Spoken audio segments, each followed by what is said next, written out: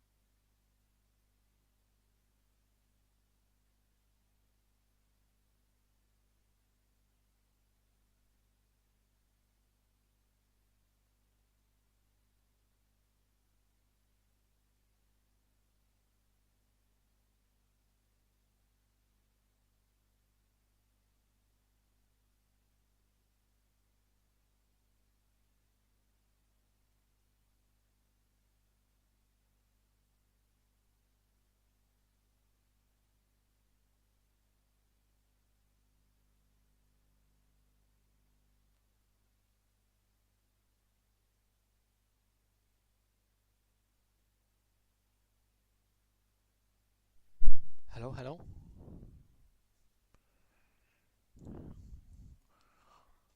Let's set this up.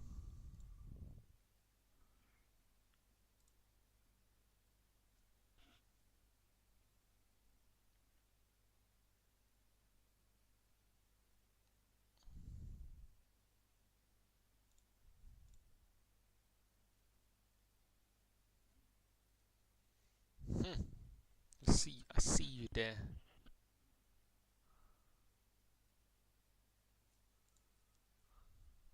Right, how many big blinds?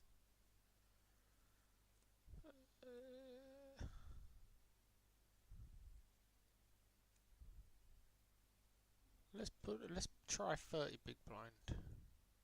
Nah, let's 25 big blind. Raise first in. I wonder if it will have any limp here. It should do. Let's find out. Let's find out. Any range. Let's try it.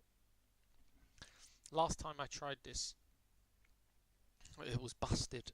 It didn't go to post flop, it just done pre-flop, and every time I raised or done something it just cancelled and started the next hand. So let's see. Now yeah, see, look, this is exactly what I need. That jack 3, that very first one, is a call. It's a limp, right? In here, 7-4. This feels like to me, the standard raise is 3.25, so it wants you to raise really big. Fold, yeah. Now a6. Blind versus blind. Here we go.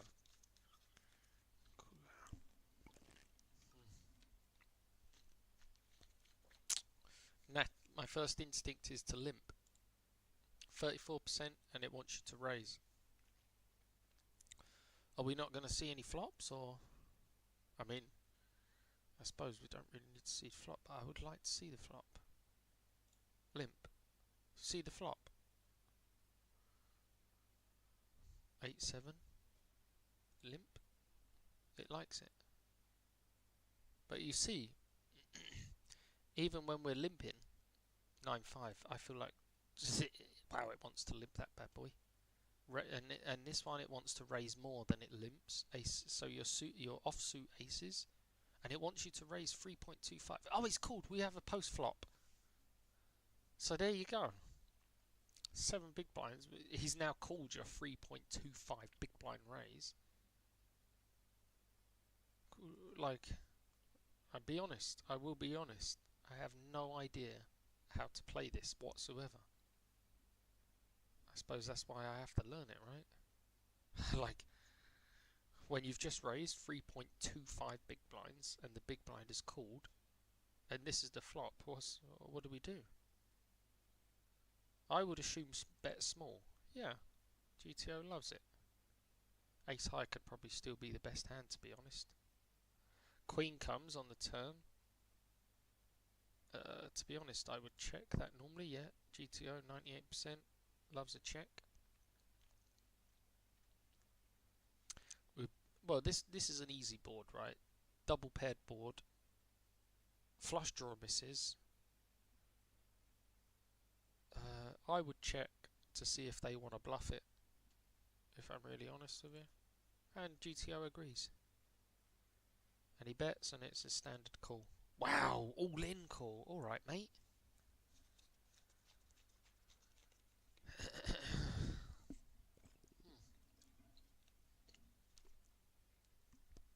I mean, everything's missed.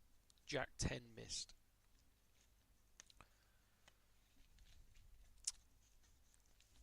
Fuck's sake. I mean, pairs, you would think he would re-raise any pairs, like pocket 6s, pocket 7s, pocket 8s, right? Freeze, we can take freeze out of his range. I think this is probably just...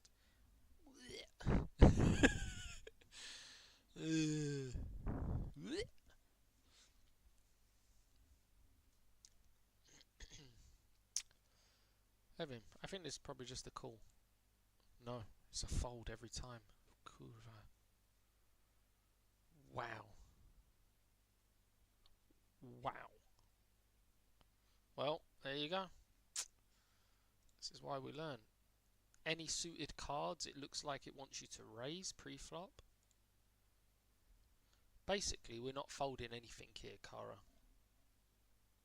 9-5 suited, 9-5 offsuit, I would say this is a fold. But 62% of the time, it's a call. 8-6 offsuit, I guess, is a call. Yeah, 97% you should be doing no folding with it. Blind versus blind. Remember, this is where no action so not even the button. It doesn't happen very often, which is why I think I'm so lost. Blind versus blind. And this is why maybe this is where we're losing a lot of money, right? It doesn't happen often because, you know, the button's raising range is so big. So you're used to the button raising, at least, cut off or button raising, and then you having a small blind range against the button. That's different. It's a different range altogether, right? But, so, I would say this is a call. 62% raise. And your raise, if you notice, the raise is never min raise or 2.5 or 3. It's 3.25, so it's over 3.25. And the reason for this is we don't want him calling with any shit, I suppose, because blind versus blind is already fucking hard enough. So when we have complete shit, like King 4 offsuit, for example, raise, yes, it wants you to raise big so that he will think twice about, fucking hell, he's called, isn't he? This is not good for raising range. Check, 90% check, at least it agrees there. This is just not a good board for our raising range. I just want to give up. Yeah, thank you. At least it agrees. 5 deuce offsuit. This surely has to be fold. Yes. Okay. Jack 7 offsuit. Limp. It wants to raise because it's not strong enough to limp and call a free bet. Fold that shit. Yeah. Ace 3 offsuit. Raise. Yeah. This is a fiddy.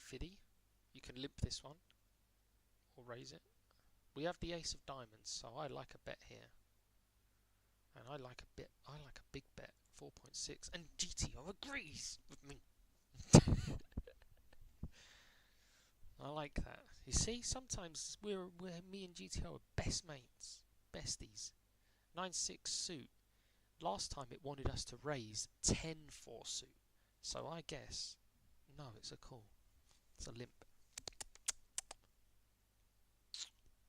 Check. Yes, it loves it. Because we've got showdown value. We don't need to start bluffing the 9 straight away. He's checked back on that flop. So now I think we can bet small. GTO hates it. It wants a check again. Yeah, because now he raises. Now what the fuck do we do? What do we do now? Because we raised pre-flop, right? And he called. So 8 is not good for our raising range. It's better for his one, so we should check that one, yeah. And it wanted a call. It's one of those hands where it goes mental and I don't know. It wanted a call, and then you know it's going to want to call you all in on the river. Alright, what do we do with pocket deuces? Surely this is a limp. It's a fucking all in! 25 big blind all in! Jesus Christ.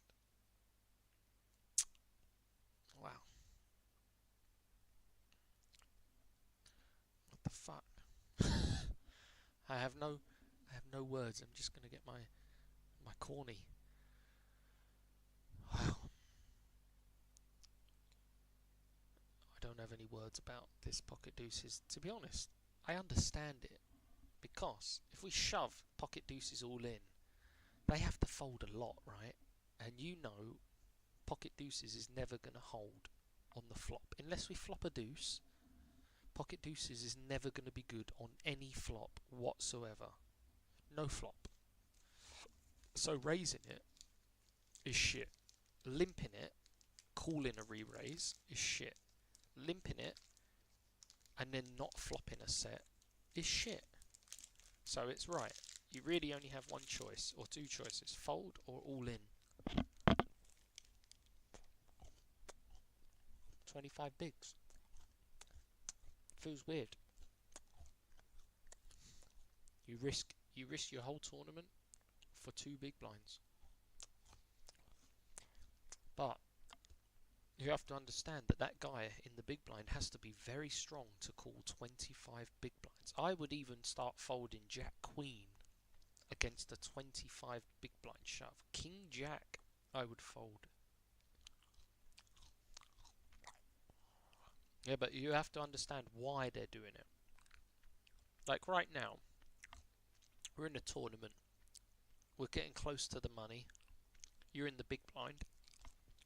I shove 25 big blinds and you look down at pocket 5s, pocket 6s. What are you doing? Now against fish, well, this is where you have to remember GTO. GTO is built against other GTO players. So this is GTO is purely good against learning some people that study and a genuinely better player, you know? Against the average fish, GTO is not a 100% strategy. That's why you have to combine GTO with the other skills that you have, you know? But that's why I want to learn GTO as well, because if I'm really not sure in a spot, I should resort to GTO. You get it? Like if I don't have any live tells on someone and I honestly don't have a fucking idea what I'm doing in the pot, I should be playing GTO in that spot. But most of the time I have tells. So, but it does happen, like here. It's small blind versus big blind. Like, it happens where you don't know what to do pre-flop, so you just limp, they check, and now you have a flop. What do you do? Like, are you betting? Are you donk betting? On a bad board? What's a good board for your limp shit range? You know? I don't know what a good board is for a limp range. I never limp. So I don't know how to play limp. This is why this kind of play, blind versus blind, is perfect for fish. Because they are used to limping and calling limps. So they know what they know how to play post flop in a limped pot. Queen Jack. Me personally, I would raise this one, and GTO is 50-50 with it. It doesn't mind you limping. And that's why small blind versus big blind is a different beast, you know? Now you see, we raise. But it's not standard. It's not a standard board, is it? Small blind versus big blind, it's not standard. Can we see better? I would assume. Let's just assume 1.9. It hates it. I'm going to get everything wrong, aren't I? I'm checking, and it wants a bet now. Make it make sense. Obviously, I'm going to call, and it wants a raise. Of course it does. Literally, every single spot I've done wrong. Check. At least I've agreed there. And you're going to shove, and we're going to be too strong to call. We have to call that. Oh, no. That hand went from worse to good to terrible to just worse.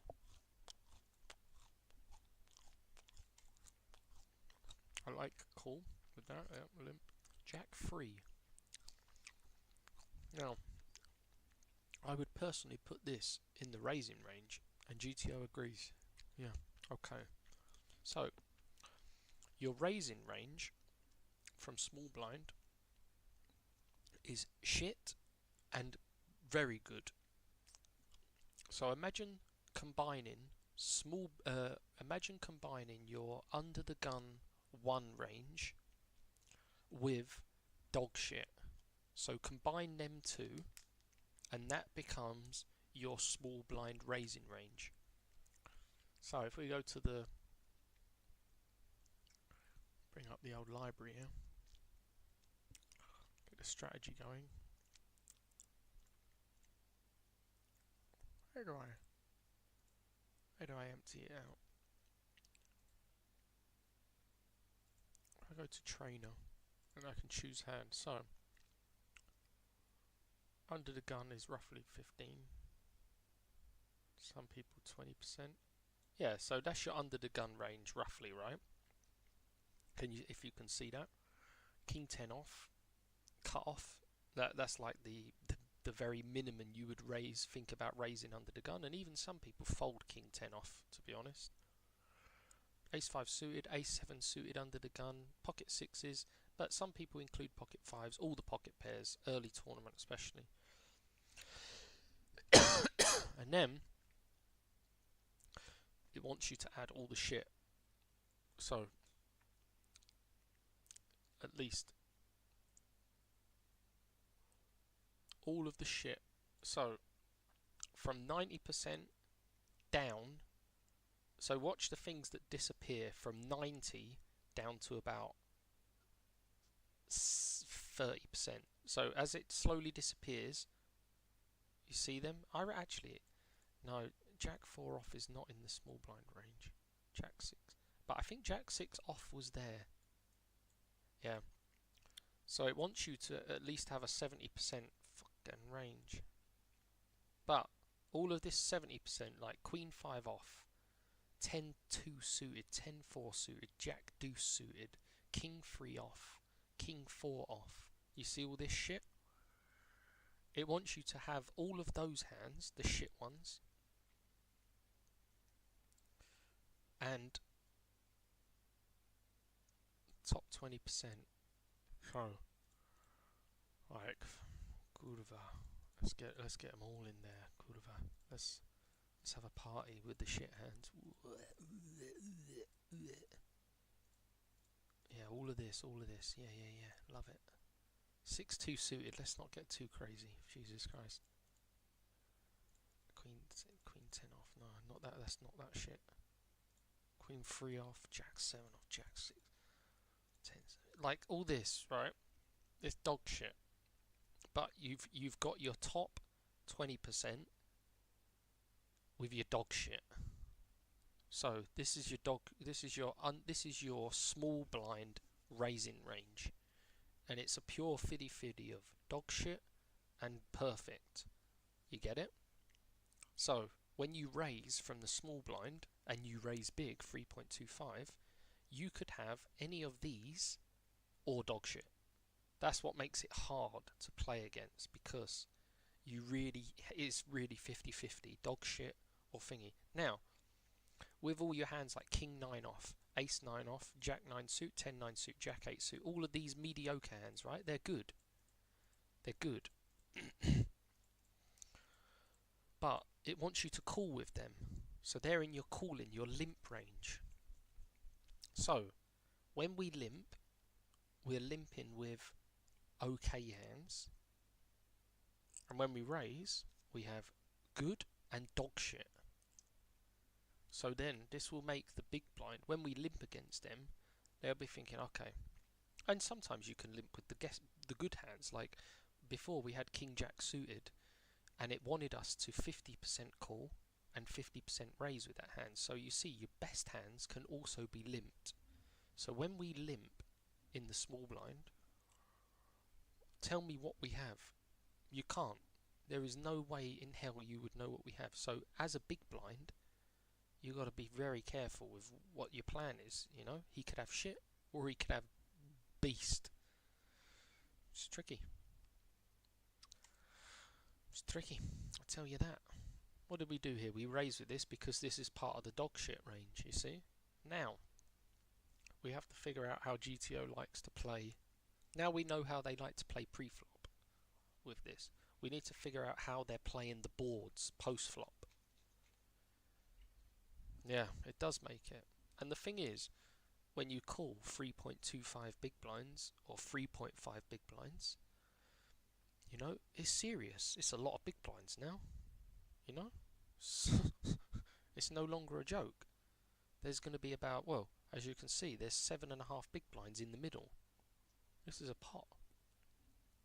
And when you only have 25 to 30 big blinds, this is a spot. This is a nice spot to pick up some good chips. So if you are outplaying your opponent in this spot, this is profitable, very profitable. But it doesn't happen often that the small blind is against the big blind until later on in the tournament. Early tournament, to be honest, you could play one small blind versus big blind, and that is super rare. Super rare. Doesn't happen very often.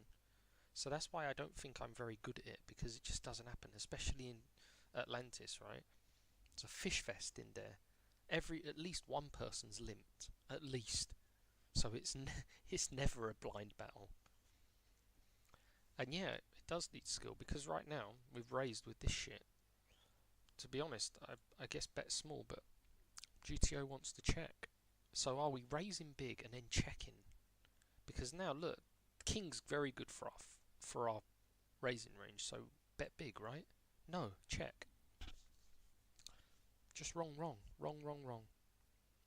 My elo is going down, my skill level, so obviously this is a pure weakness of mine. Jack 7, is this considered dog shit? I think so. Raise, yeah, 52%. Fucking hell. We've got a showdown equity. Check. It loves a check too. Bloody hell, I played a hand right. Now 8. I don't think that's good for us. I would still check. It loves a check as well.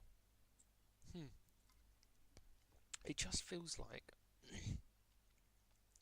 Okay, I mean, that was an easy river. That's too much. To be honest, he doesn't even have an 8. He might have an 8 actually, so we will bet to get an 8 to call. It was just half pot, yeah, easy. That was an easy river, you know, didn't have to think much on that one. But the trend so far, it seems like here, King 7, I bet you raise, yeah, and then check, flop. Go on. Ah, easy flop. This one's a bet small. No, it's not. Remember, yesterday or the day before, we were doing training on this board where it flops a flush, and it was always bet small, right? And now look, small blind versus big blind, it doesn't want to bet small, so it's different. Everything's different. It's a completely different game. It's like a different poker game. We wanted a check. Right, 10-6. To be honest, this is just pure shit. I would fold it. No. Yeah, I would fold it. It wants a call. Fuck's sake. This is pure shit. This is a fold. That one's easy. Queen 9. See, this is in the mediocre hand. This is not dog shit, but it's not in your premium hand, right? So I guess this is a call. Nope, it's a raise. Fuck me. Jesus Christ on a stick.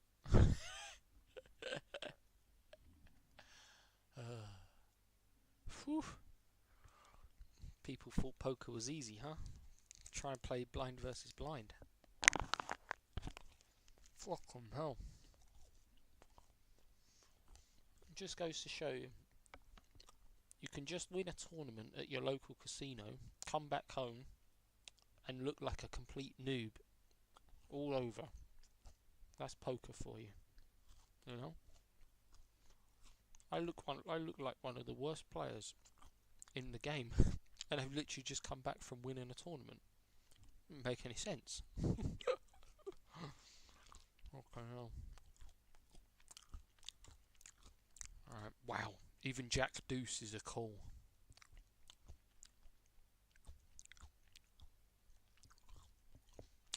Queen Jack. 50-50, okay. 25 big blind shove, mate.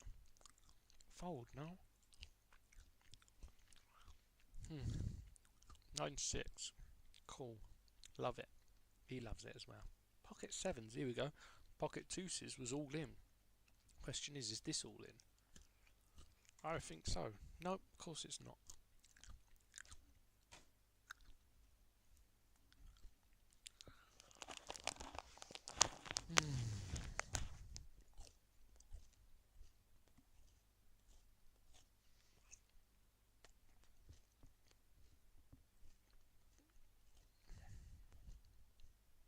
I don't even think it was a raise, was it? No. Oh yeah. Raise or call. It doesn't mind. Okay, 8-5 offsuit is a call. But you notice we're not folding anything, Cara. We're folding the absolute bottom of our range. The pure dog shit. The last 10 or 15%, you know, like 7 deuce offsuit, 6-3 offsuit. We're folding pure dog shit only. The rest of it, the minimum you should be doing is limping. Okay, now.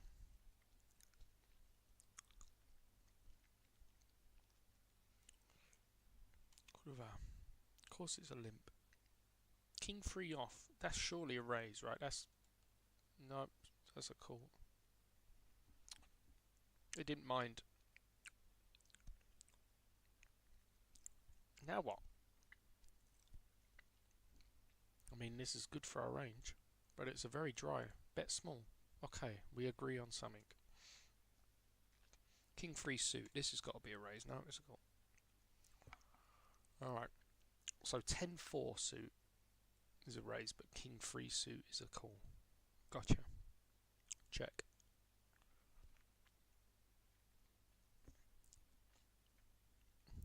Never been humbled so bad in my life playing blind versus blind on a GTO trainer. I think this is what I will recommend to anyone that thinks they know how to play poker. Just play blind versus blind on GTO, PeakGTO, and then come back and tell me if you can play poker.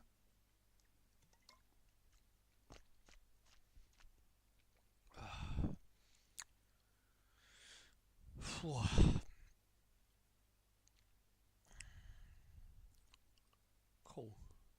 Yeah, we don't need to do anything else. Check.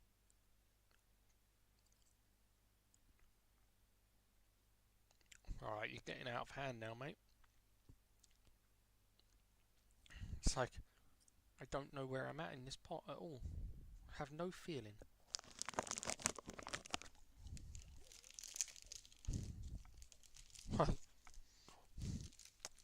Cool. I have 13 big blinds left. Like, I have no idea where we are in this pot. Cannot raise. We only get called by better. To be honest, it feels like we should be folding this, but that seems too tight. Cool, I guess, yeah. Oh, it wanted to raise all in. Oh, congratulations, we got lucky on the river. But you see, even me now, and I guess most people, wait, I need to cough loud.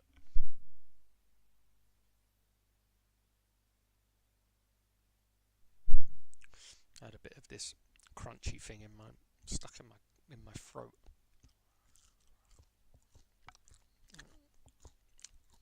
Yeah, you see how intimidating this is as if you were a new person. Like even I'm struggling with it. And I've been playing poker for a long time, and at a very high, I would consider a high level, for at least a couple of years. But I feel lost. But I was gonna say, you see now, when this river hits, you have 13 big blinds, and there are 24 big blinds in the pot. Your first instincts are to just shove, and if you're beat, you're beat, right? First instincts are just, let's just shove it. Because it's like, I don't have many big blinds anyway, blah blah blah. But this is where the noobs get trapped. It's like, if you shove now, it looks super strong. You've called twice on this flop, and now you're shoving on this river. Doesn't make any sense, you know? So, me personally, I'm checking this and giving him a chance, because there's a lot of bluffs that he could have. And if I check to him, if he has King Jack, King 9, he's going to think King is good, you know? Yeah, bet one big blind, but it's just not a realistic play. I would just check this, and GTO agrees here. Check, and then he should shove the majority, and it's just easy snap call, you know? And if you beat, you beat. And you know what I'm going to say, should have folded pre-flop, you know? But here we are, playing blind versus blind. Jack 6, dog shit. But you just cannot let the 2.5 big blinds in a pot. Because if you've got 25 big blinds, 30 big blinds, that's almost 10%. There is 10% pot already. 10% of your stack is in the middle, waiting for you to take. So when you think of it like that, every single spot you get here, you have a chance to make 10% of your stack. I think you'll take it, right? You have to. Where else are you going to get such a good spot? Such good opportunities, you know? You don't. Fucking raise from under the gun, call. 6 Harachi to the flop. And then the flop is bloody 5 high. You know? You're not going to win any chips like that. Jack 6 off, to be honest. I have no feeling right now. I just want to fold it. I've got to change my mindset. Blind versus blind. My mind has to change. I need to disgustingly rip my brain out and start again. Blind versus blind. I have to start again from scratch.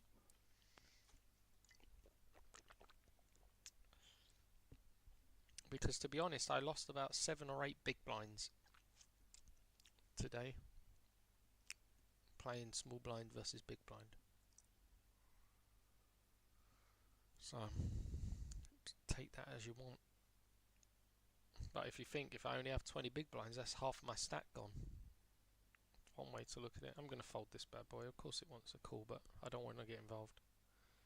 Call. It wants to agree.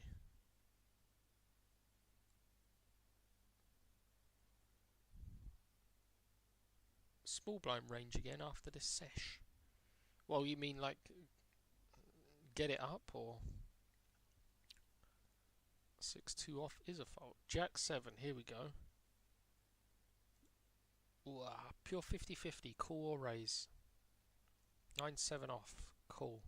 Yep. I'm starting to understand it. Fuck off. You raise, you dickhead.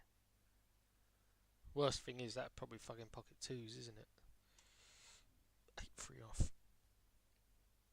Pocket 3s. So if pocket 2s was a shove, pocket 3s is basically the same hand. Surely it's a shove. Yes. Okay. So I guess pocket 2s, 3s and 4s and possibly 5s are just a shove. Get it over with. If they call and they have ace king, ace queen, you're flipping. You know? And if they wake up with a higher pair, no, congratulations, no?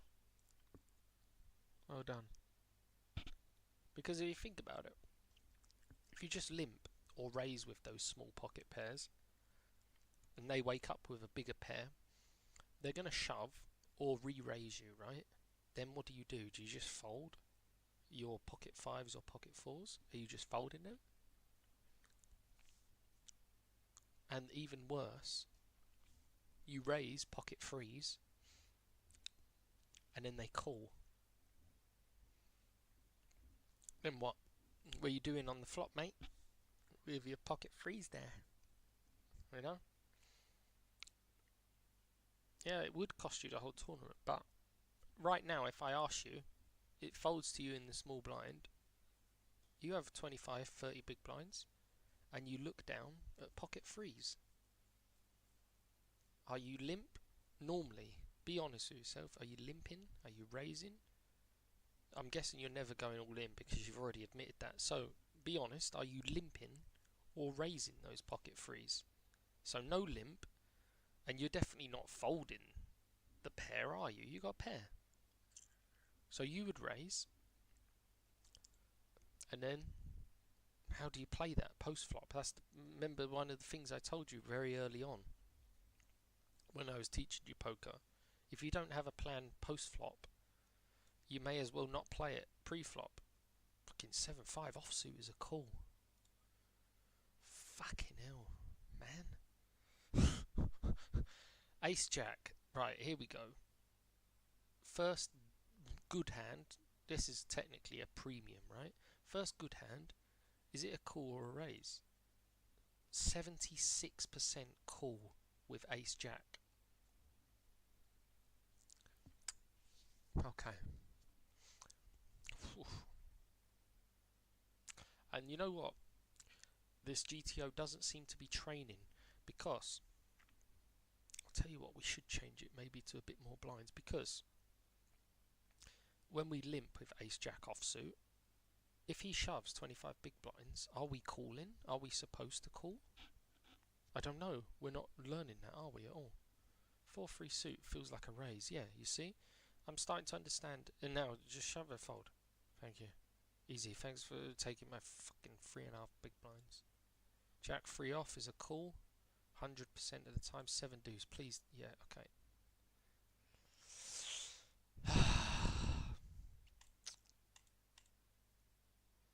I'm sorry, but Jack 3 off and Jack deuce off, I can't call.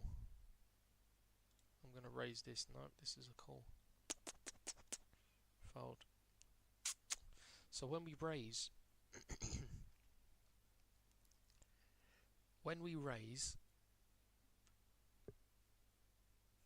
the intention is we want to raise big because we want to induce them to shove. And when they shove, we have a clear fold or call option. So for example, Jack deuce or Jack 3 offsuit. It's just a clear fold, right? Ace jack, I just guess that's a call. 25 bigs, I'm not going to love it, but 9-6, I guess that's a call, yeah. Queen 6 off. Wow, fiddy. Pocket 8s. Raise? Yes. Okay.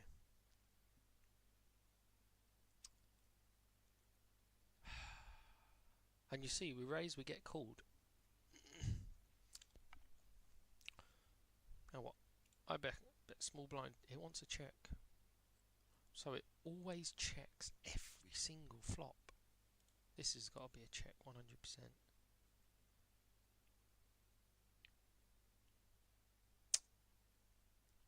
Yeah, I just give up. Surrender. Surrender, mate. King 6 off. Yep, 60% raise. We got the king blocker. And then check. I guess it's check. Yeah. Okay. So it is consistent.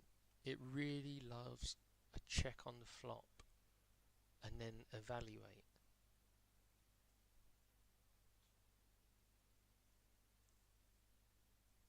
Gut shot only. Oh, I don't like it.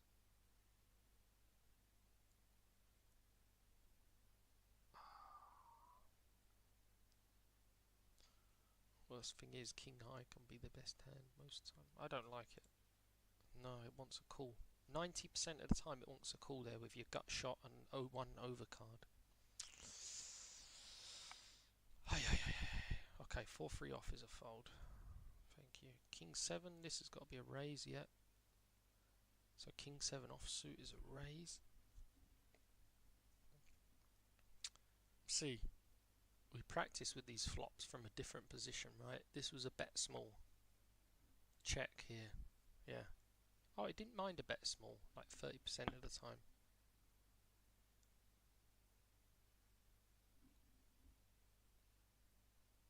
Now, he's checked back. Now it's bet. Yeah, it loves it. It loves it. Flush draw missed. And if he flopped a flush, we would know about it.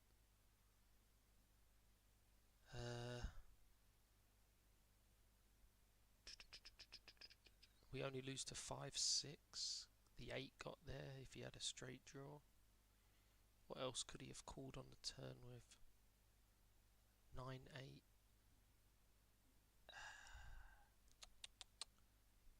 Yeah, I just could check. Yeah, I knew it would want it all in. I was thinking we can get called by some 2 pairs. Of course we call. But I would prefer them. I was thinking of whether to just shove because we could make it look like we have a bluff, you know. I understand that. 9-7 off. Call. Yep.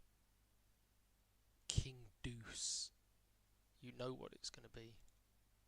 Ugh, it's a call. What the fuck? Check. Because it checks on every flop. There is no way the big blind can bet here, yeah. I think we need to bet quite big here because it's getting flushy. It wants another check. Of course it does.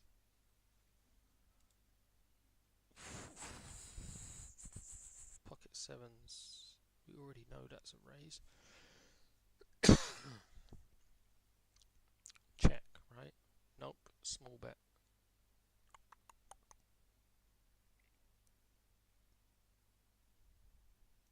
Check. 38%.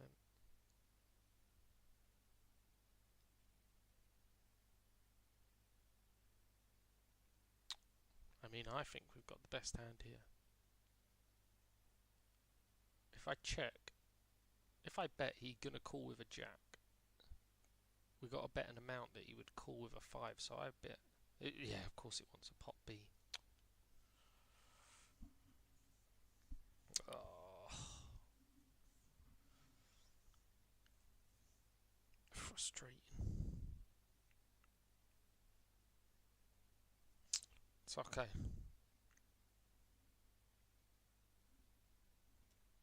It's okay. Limp. Played 52 hands. This is why I have to study. Look at this. 21 errors. 52 hands. It's like a 50% chance to make a blunder. Now, if we're just playing a tournament of small blind versus big blind, which is basically heads up if you think about it, it's heads up. So obviously, my heads up gameplay is shit. Super shit. I thought I was pretty good at heads up. Turns out I'm fucking not, am I? I'm terrible. Because if I have a 50% chance to make a blunder,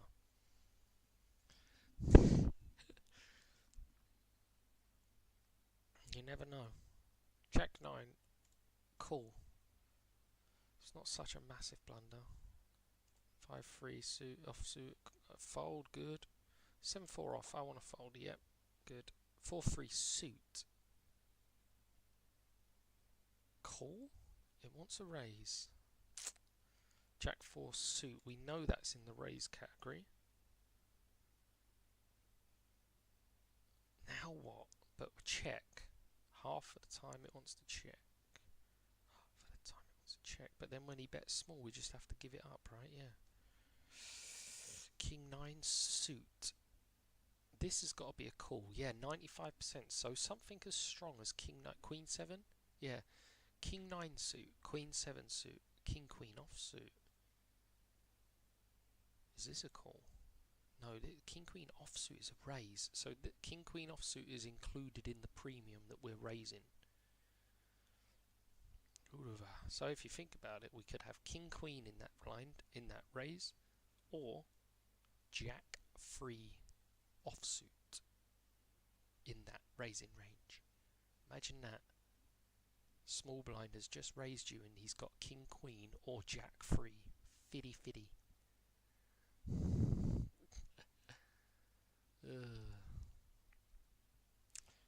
A6. So A6 is a raise. 5 deuce. That one's an easy fold. Ace King. Here we go. Our first real premium hand, right? Pure raise. 100%. There you go. There's the balance. Call. Ace 10 as Ace 10 off is a call 60% of the time. Phew. Call. 10 deuce. 10-4 was a raise. 10 deuce is a raise as well. And then easy fold. King 10. Because if you think, if we have Ace King suit in our raise range and 10 deuce suited in our raise range and they shove all in and we have Ace King, we snap call, right? Thank you very much for your chips, you know? I now have 50 big blinds and I probably can go on to final table a tournament. So when you think of it like that,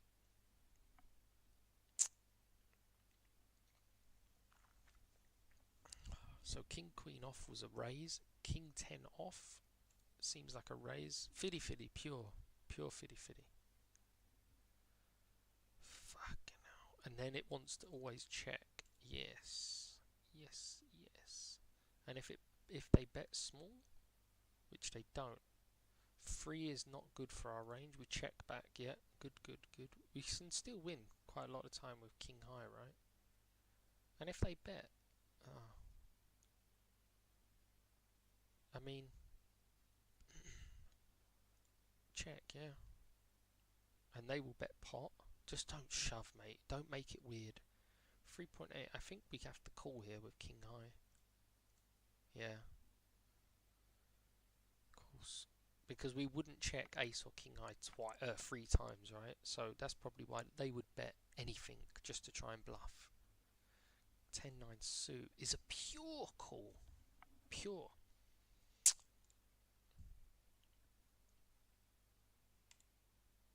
10-9 suited as well might be a call, a free bet as well.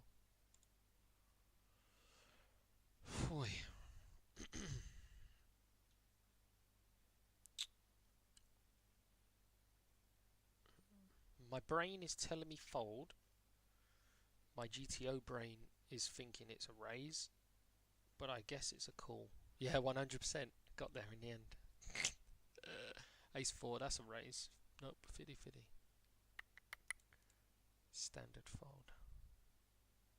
Queen 10, call. 9 deuce suit. It wants a raise. 9 deuce suit. Oh.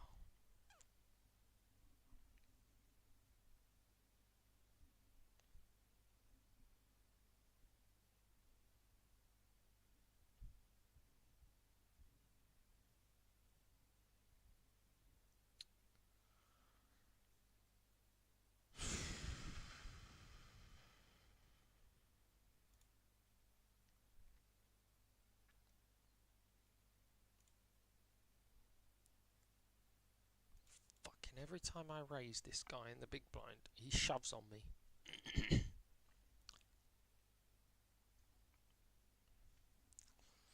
And this is you developing a story. If you were playing against a player in real life and it folds round to you several times, and both times you've raised and they've shoved on you and you had to fold, the third or fourth time you raise with a premium and they shove on you, you can call.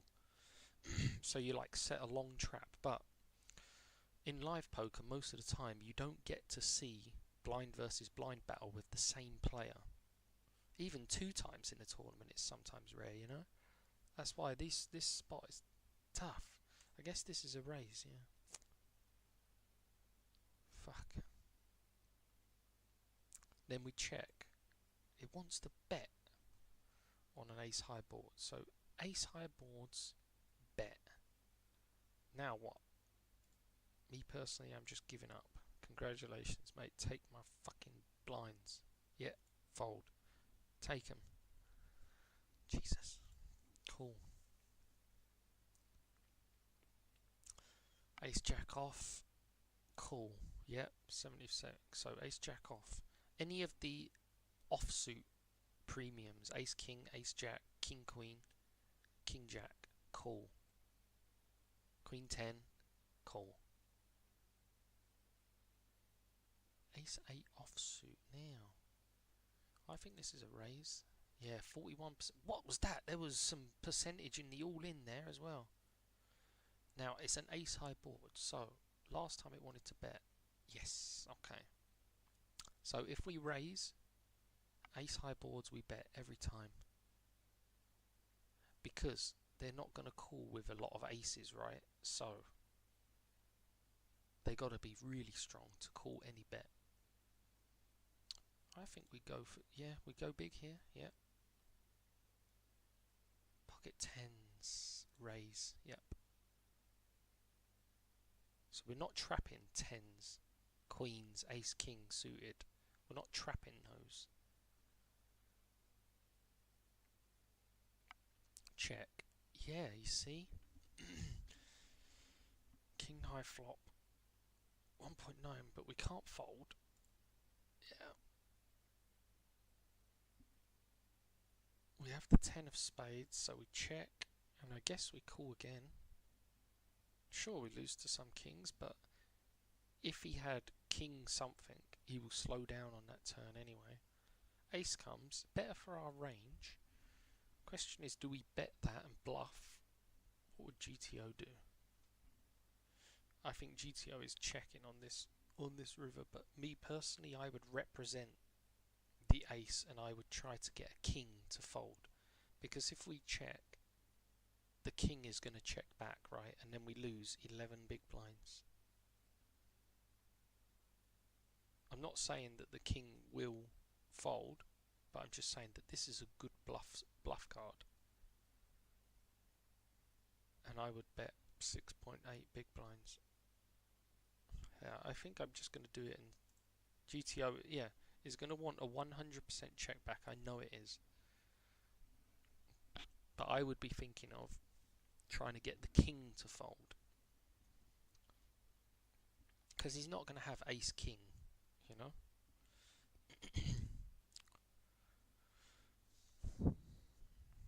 But yeah, I understand why the check back, because we have showdown equity. We beat everything pretty much apart from a king. But if he has a king, he's going to check that king back and he's going to win. Fuck off with your 9-5 offsuit. I ain't cool with it. King deuce. Raise, I bet. Nope, call. I need to remember that. King deuce and king 3 offsuit is a call. Check.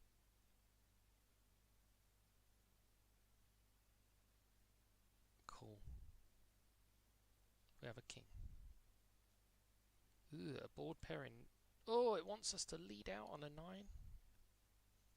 No problem. Ah, fuck off. I mean, we ain't folding, are we?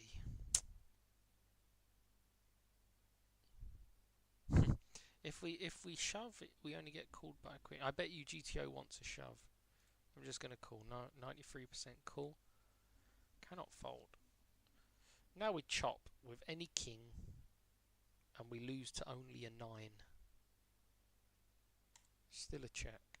And we'll call it anything, it doesn't matter, mate. Go on. Oh, he checked back. My rating's going up, so I'm getting better. Oh yeah, look. I had 50% errors, but in the last like 25 hands, I've only made 6 errors. So, already improvements. Queen Deuce, 100% cool car, okay? Queen Deuce. I know what you're thinking. As soon as you saw Queen Deuce, your brain said, fold. Move on to the next hand. Am I right? A7. Raise. King high flop. Bet small. Pure 50-50. Bet small or check is okay. 10 is not good for us. Check. Good. Understanding it. Understanding. They will bet. No, they check. 9 is not good for us. And to be honest, this is not a good bluff card.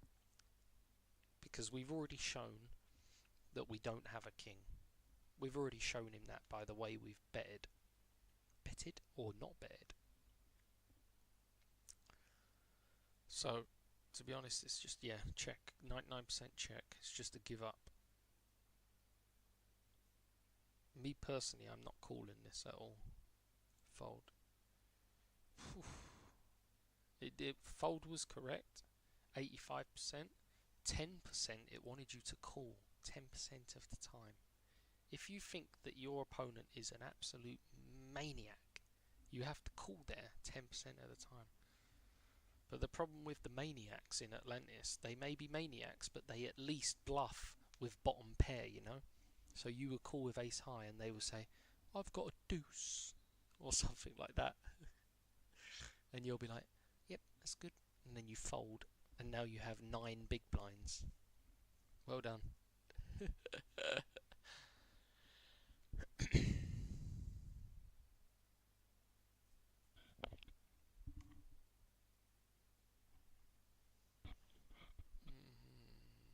Queen 3. Cool. No? Ah, fiddy. Ace king off. Okay, ace king off is a raise, but call is okay. Ace queen is that is mainly a call. Call. No. 6-4 off is a fold. 5 deuce suited. You know this is going to be a raise. Yep. Go on, call. I dare you. Let's see what trouble we can get into. So this is a check. Yeah. Not good for our range. King is better for our range, but it brought the flush. We don't even have a blocker. Wow, it wants to bet pot.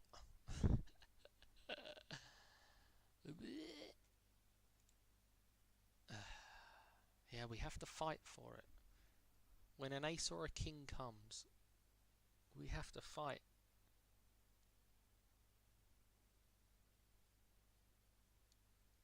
And it wants to fight strong. Jack 4 suit, raise 72% of the time. Ace high board, bet small, perfect. Queen jack off. This was a call, right? Ah, 50-50. 50 cent. Jack 3 off. Wait. This was a raise. No, it was a 100% call. Jack 4 off. 100% raise, yeah. 100% call. Remember that, Kara. Jack 4 and Jack 3 offsuit are 100% call. You cannot fold. Cannot fold. Queen jack off, 50-50. Ace 8 off. Raise. Phew, it likes a shove 40% of the time with that hand. Check. It likes a big bet. Cool. Oh, it's one of these hands where it just goes mental. Jack, check, brought the flush and it brought jack.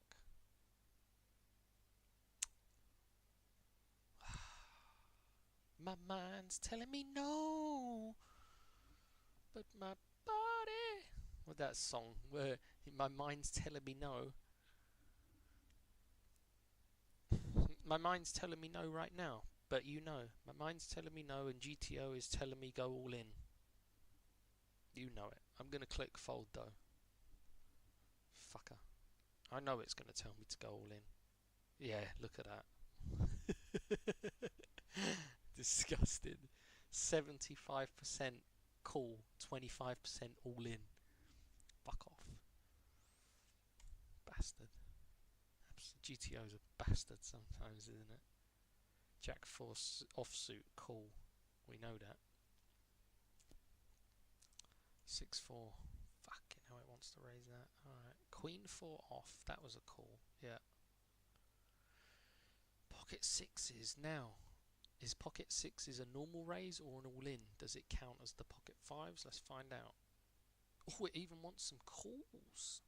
I think we have to call off, yeah. Pocket 6s I'm happy to call off with if they shove. No problemo. Ace 10 off. Call. Standard call. Ooh. Wow. It's like, in real life, this is weird because it's like, I limped, and this guy is trying to steal my one big blind. He wants my one big blind that badly. He's willing to risk his tournament.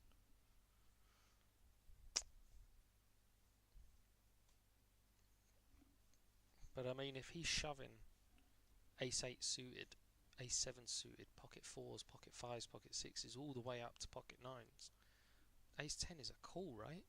Blind versus blind. This feels dirty to fold this.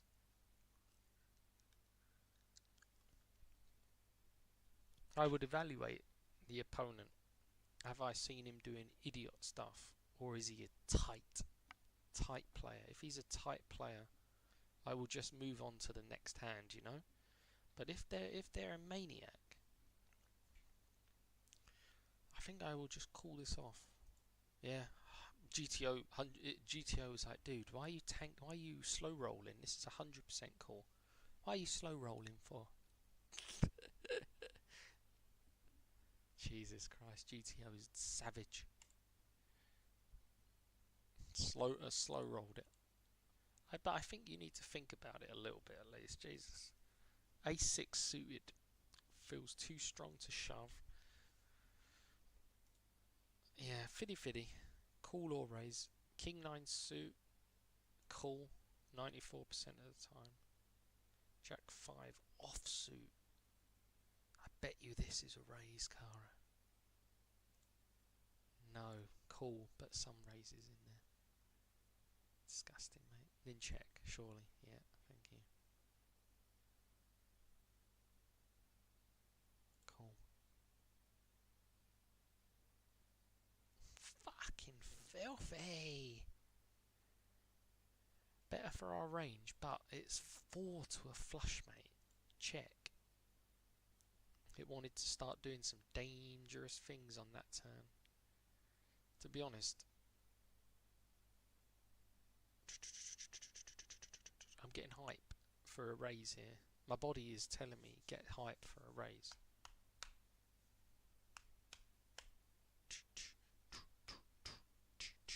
I bet you it's a raise, but I'm going to fold. Because, yeah, okay, a GTO player might continue betting on this board and try to get a lot of bluffs in there, right? If we're playing against GTO player, okay, this is a raise. But if we're playing against a normal human being, what are they betting here? You know, it's just a bluff, no? I don't know. I just, I think let's fold. Yeah, 71%. It wants to call some of the time, but I think calling there is just a waste of chips, you know. King 7 off is mainly a raise. 5 deuce, I can fold that boy. 7 deuce, easy. 10-6 has got to be a raise, because if we're raising 10-4 suit,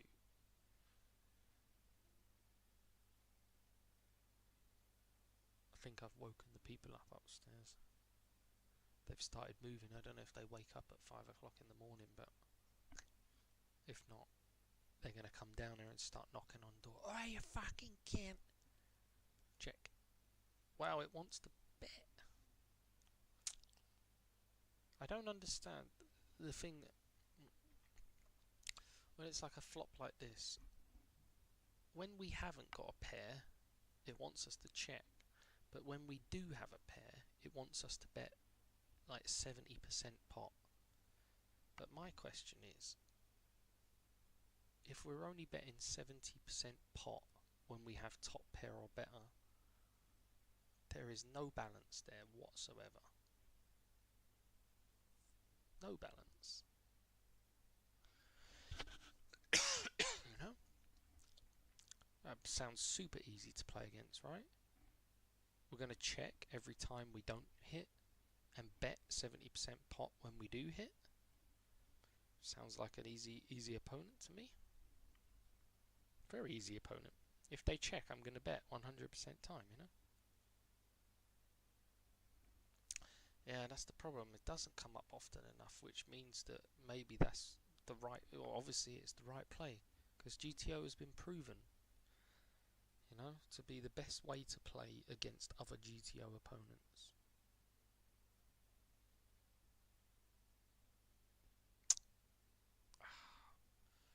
Check.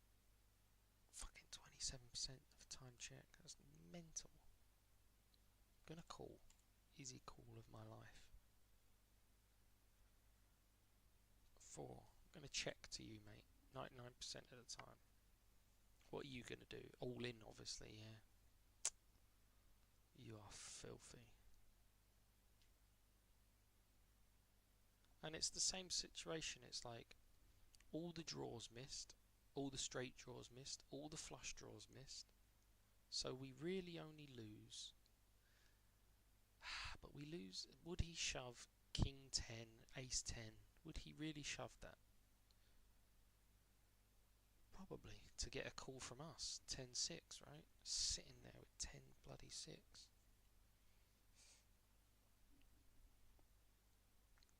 Disgusting.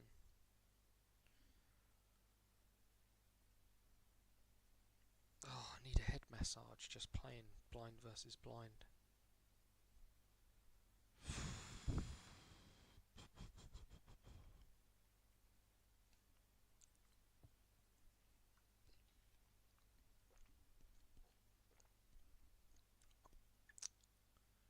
To be honest, I would have to call, but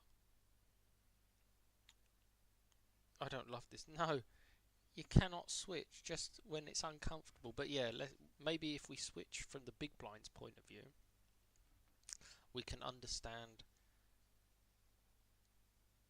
the betting range a bit more on that side of things. But to be honest, I think this is a fold. But too many bluffs missed, yeah. Just to call GTO is like thinking, why are you slow rolling again?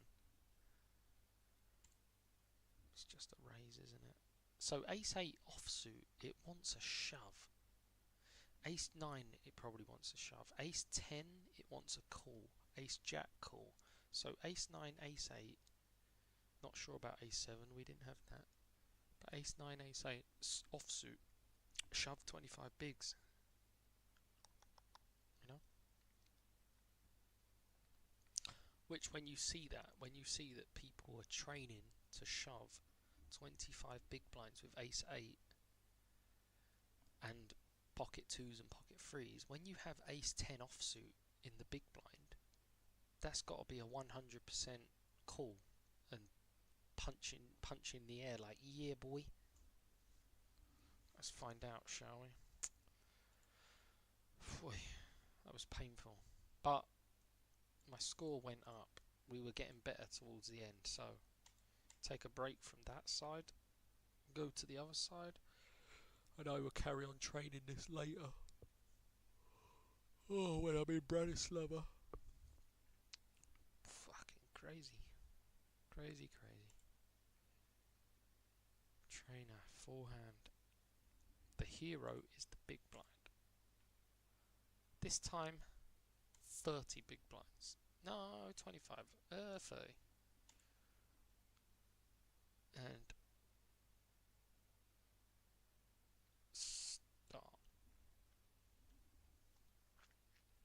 You see, because small blind is trained to raise 3.25 and etc.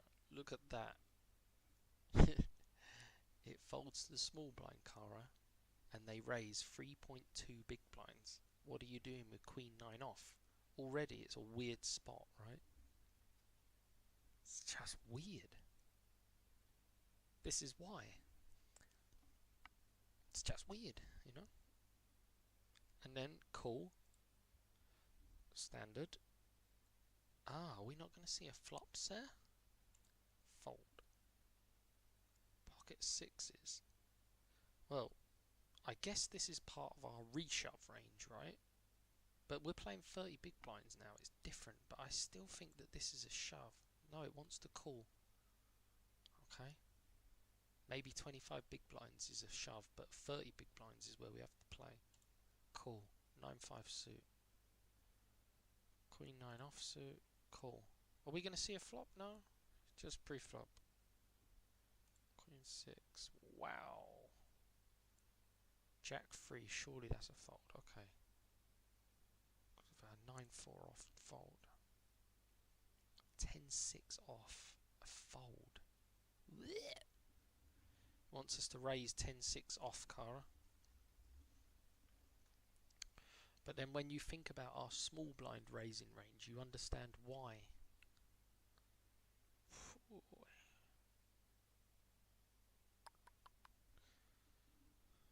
Just fold.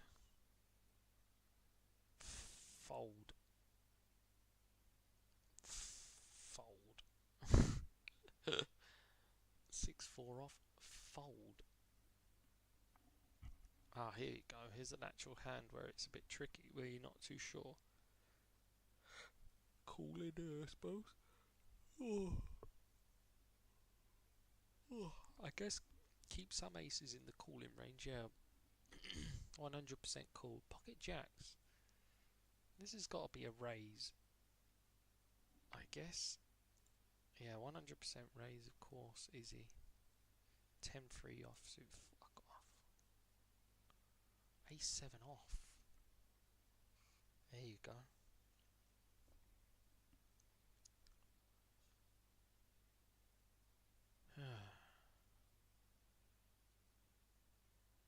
Because 30 big blinds is too much to shove now. Maybe that's the difference here. If we change that to 25, I reckon A7 would be a shove. But yeah, as played, we're playing 30 big blinds, so 10-7 is a call. 10-9 standard call. We're not going to see any flops, are we? 6-3 off. Get out of there. Jack 6. Jack 6 is a call. 10-9. Queen 4, I bet you. Yeah. Queen 4, it wants to call and sometimes raise. So the big blind raising range is very similar to the small blind raising range, where it's premiums and dog shit mixed together to make one raising cocktail. And your calling hands have to be a mixture of some good hands, mediocre hands. Jack 4 suit. Call. disgusting. Ace 9. See, Ace 9 suited, for me, would be a standard raise, but remember that they're raising big. Yeah, 100% call. It's weird, right? Pocket 9s. Like, what are we doing with slightly higher? We can't raise. I suppose we can raise. No, it's standard call. Hey.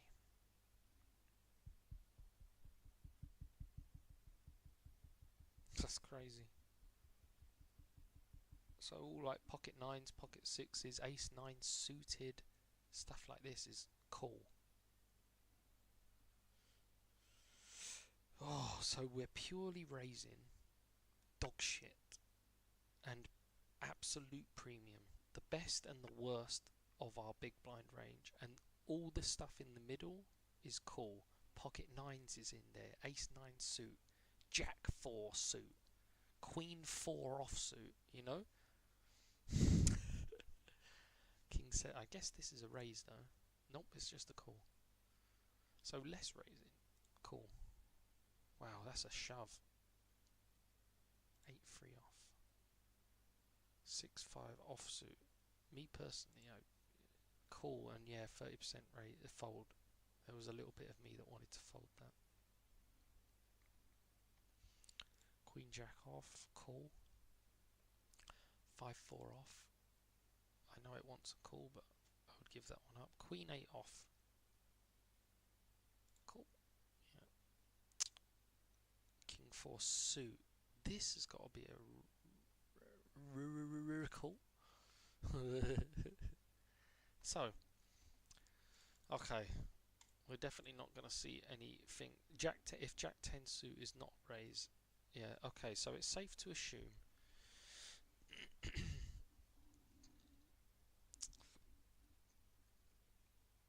I bet you if we go to library, yeah, we can go to library. MTT, 30 bigs. We can fold it. We should probably just check here. Fold small blind. You see, look at that small blind range, Cara. Look at it. This is 30 big blinds, by the way.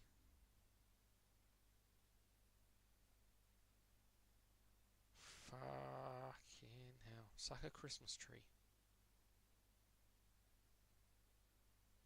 Christmas tree, mate. Okay, now even 7 deuce suited is in there. Fucking fuck.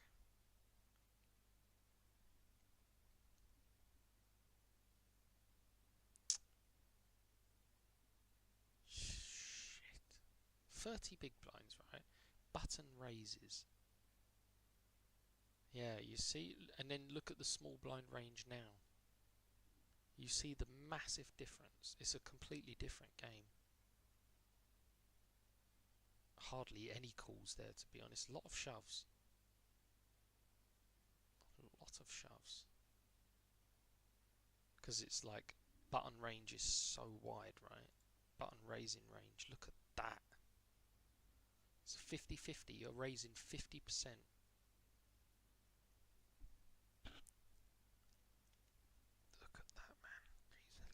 So,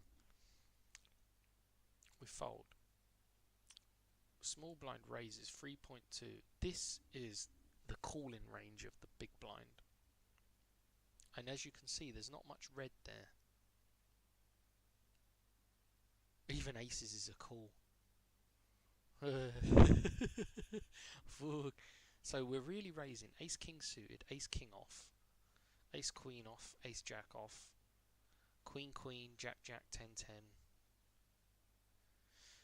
and a few little bluffs there like queen 4 offsuit, queen 5 offsuit, pocket 5s is a jam, ace deuce offsuit. All of the suited aces, even some ace queen suited, is a call. Fucking hell, man. Oh.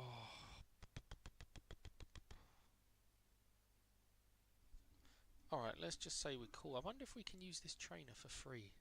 Ah, no post flop. Yeah, it's not built. But that's crazy. I don't know what to say about that. That's just crazy, mate. What about the limp? We limp. Look at our range. If the small blind limps to us, look at that. Obviously you can't fold, so there's going to be no blues, but look at that raising range, Cara.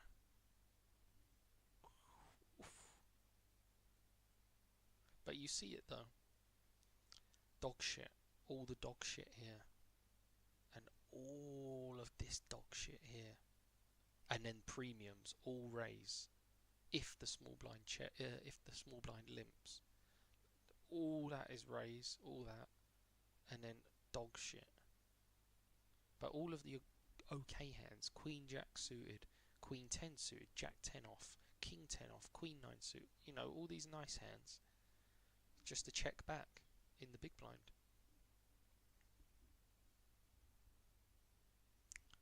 It's literally just a check back. Because then, if we can check back with that shit, we can also check back with 7-4 offsuit when we're not feeling it, you know? Sometimes it says to raise it. But that red is pretty small. So it means, basically, it's okay to limp. It's okay to just check your option here with 7-4 offsuit. But if you're going to check your option, 7-4 offsuit, that means you can check your Queen 10 suited, Queen 9 suited, you know, to have the balance there. Fucking boop, as Evie would say. Boop, boop, boop. This is boop.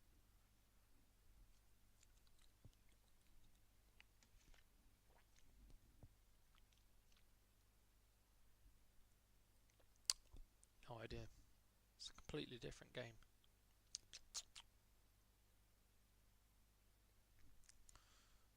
Completely. Trainer.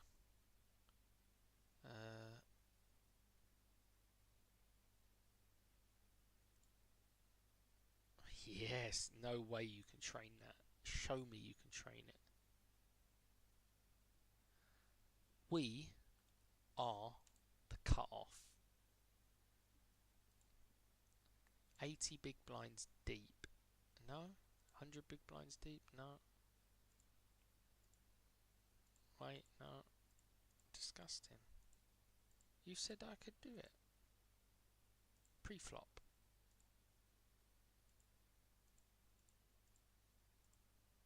Disgusting. Trainer? Trainer. Pre-flop. Look, versus limp. I want to play that. Hero. We're in the cut-off, but now it's no limp. Versus a raise call.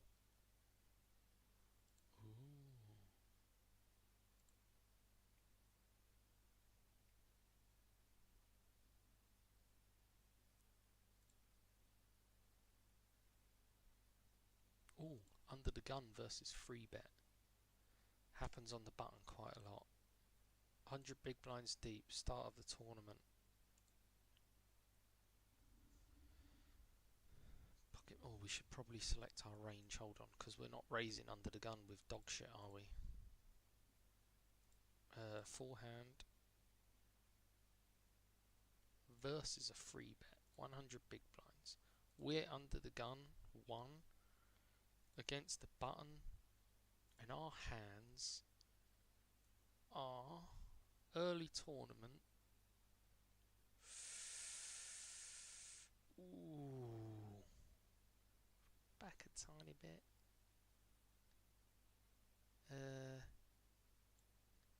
King 8 suited is it. Ace 8, no, I fold that. I like a bit of Jack 8 suited. 9 8 suited is in there. Ace 7 suited, 7 6, and I raised that as well. Get all the pairs in there because it's early tournament. 4 5 suited is also in there. Early tournament.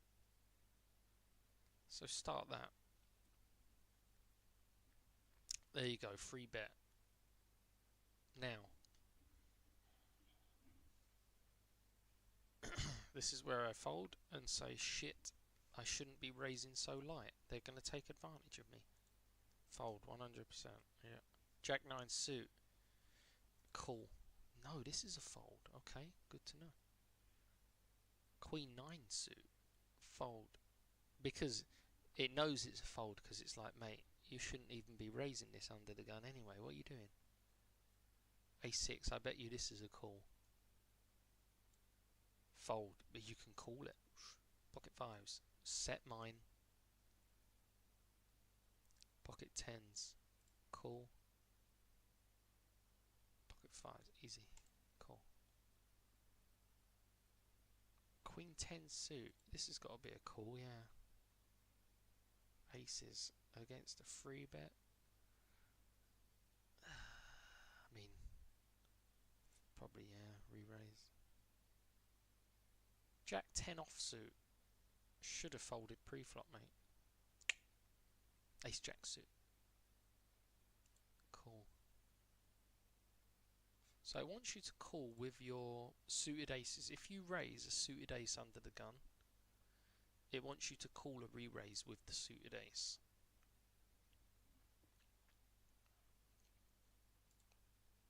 Queen 10 off. Should have folded pre-flop, mate. Sixes. So we're not going to see post-flop, are we? 8-7 suited. Oh, this is what I wanted to check. If you raise 8-7 suited under the gun, get free bet. It's a standard call. Yeah, okay. I don't need to study this spot. I already know it. Yeah, he's 7. Oh, see, this is the cut-off. A7, it doesn't want you to. Ace 10 suited, I bet is a call, yeah. So A7 suited, A6 suited and stuff like that. You can raise it pre-flop, but do not call a free bet.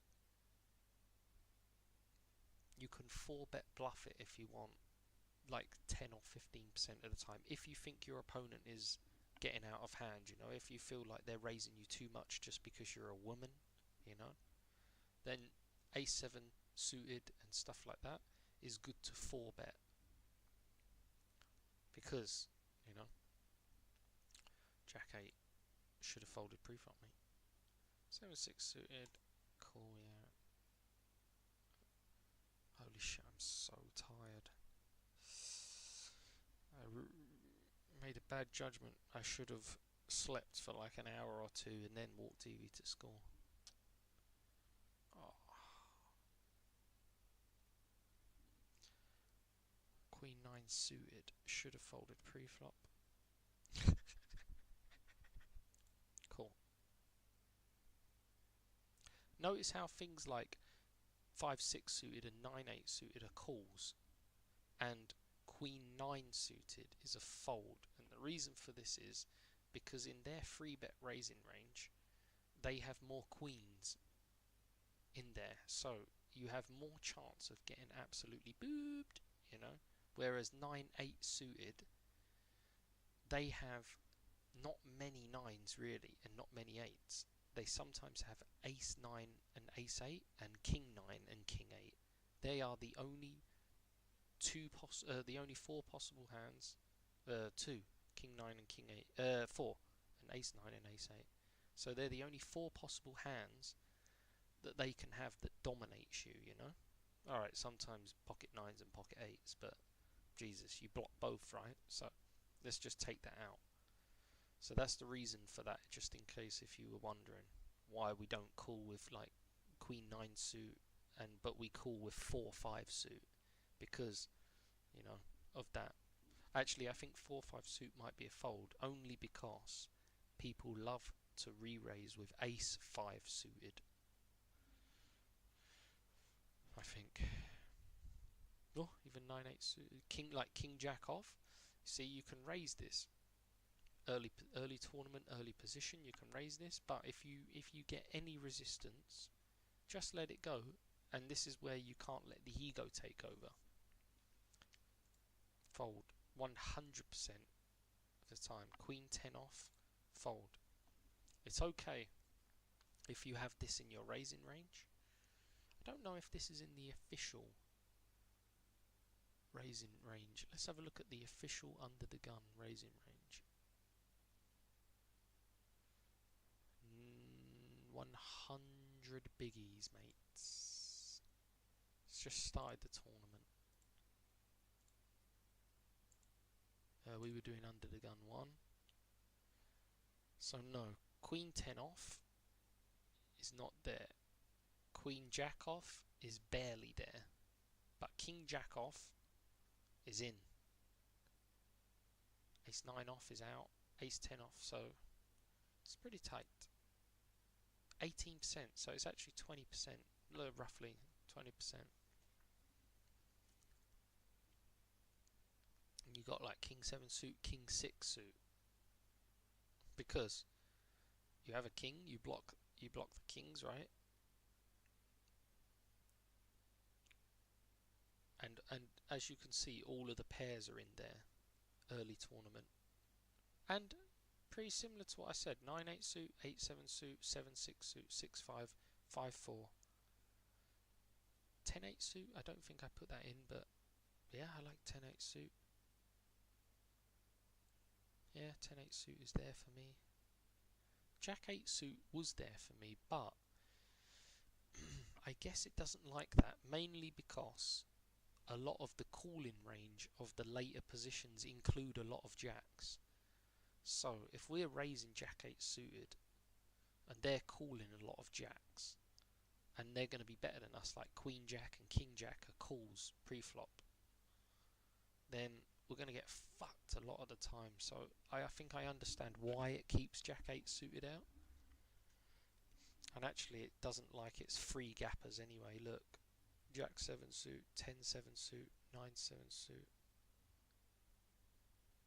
So 10-8 suited, Jack 9 suited. Yeah. Jack 8 suit is just too many gap. Like Queen 8 suited, the same story. No.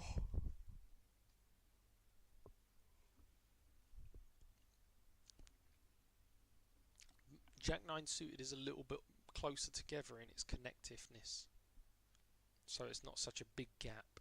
So we have slightly more chance to flop a straight.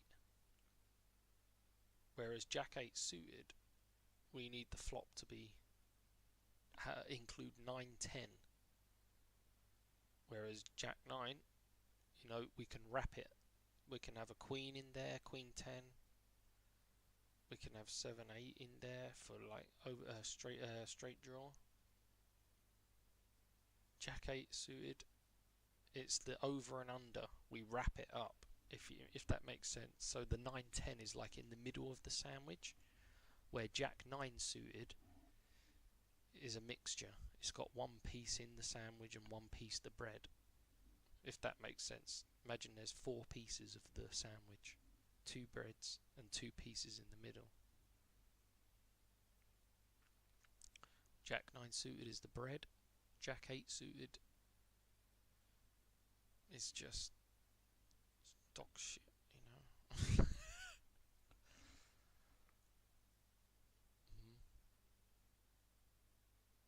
And 10-8 suited is the bread as well, if you think about it. No, it's not. 10-8 suited is the same as Jack 9 suited. Right, let me work that out then. 9-8 suited. So Jack 8 suited is not there. Queen 9 suited is the same as Jack 8 suited. No idea. No idea actually. Don't quote me on what I said previously. I said it without thinking about it.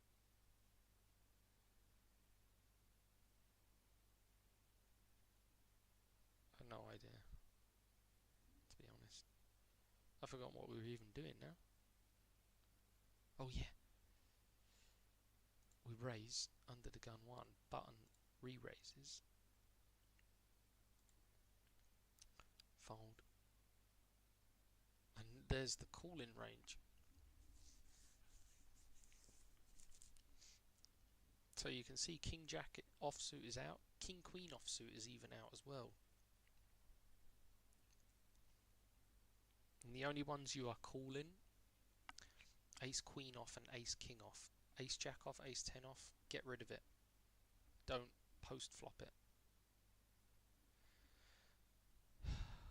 King 9 suited, I would get rid of that as well. That little bit of green, it's irrelevant. Stupid. Just get rid of it. King 6 suited is a call, funny enough. I'd love to know the reasons behind that. We block the king, and they don't have any sixes in their raising range, right? If we look at the button's raising range, where are the sixes, mate? They have ace 6 and king 6. If we have the 6, we block it.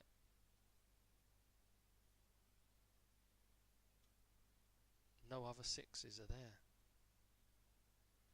Unless I'm blind. Oh, 7, 6, but they don't raise that. Yeah. So when you think about it, king 6 and ace 6 are the only two sixes in the raising range. So now I understand why they want you to call with king 6, because you block all of his kings. You block the sixes, so that means you've got 2 clear outs, 6 outs, right? The king and the 6. Any 6 on the flop could be good, any king on the flop could be good. Plus you're suited. Interesting. I never thought about king 6 at all like that. Never. Fucking hell. That is surprising.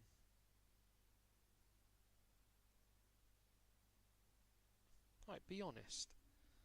When was the last time you thought about raising king 6 suited? And then, if someone free bets you over your under the gun raise, have you ever thought, well, this is a standard call with king 6 suited? It's not, right? It's like, you don't think about it. Never thought about it. But there must be a valid reason why, and that's the only reason I can think of. It's just that in the opponent's raising range, there are no sixes, basically, and you block the only 6 there is. The king 6, because they sometimes raise with that. Fucking hell. I wonder if we Google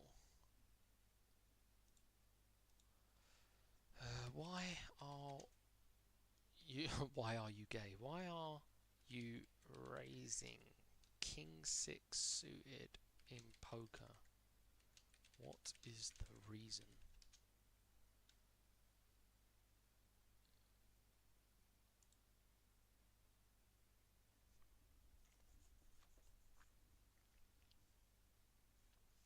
Poker above. Can anyone explain me why we're using king?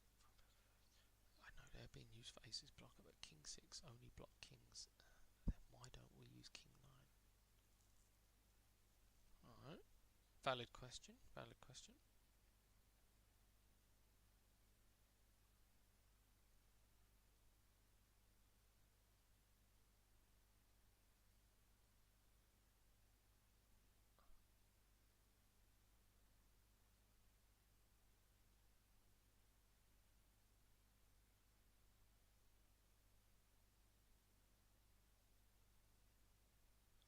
Doesn't have an ace king or king queen, and they don't have pocket 6s through 8s.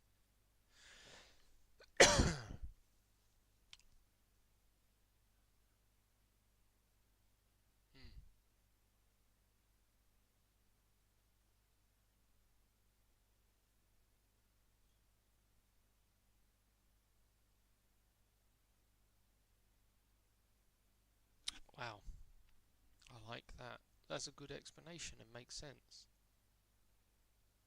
So, he said, this guy, the reason why he used a different example, like 30 big blinds or 40 big blinds they were doing. So if we change that to like 40 big blinds, We raise. I bet you king 6 suited is still there. Yeah, look, king 6 suited is pretty much 100% raise.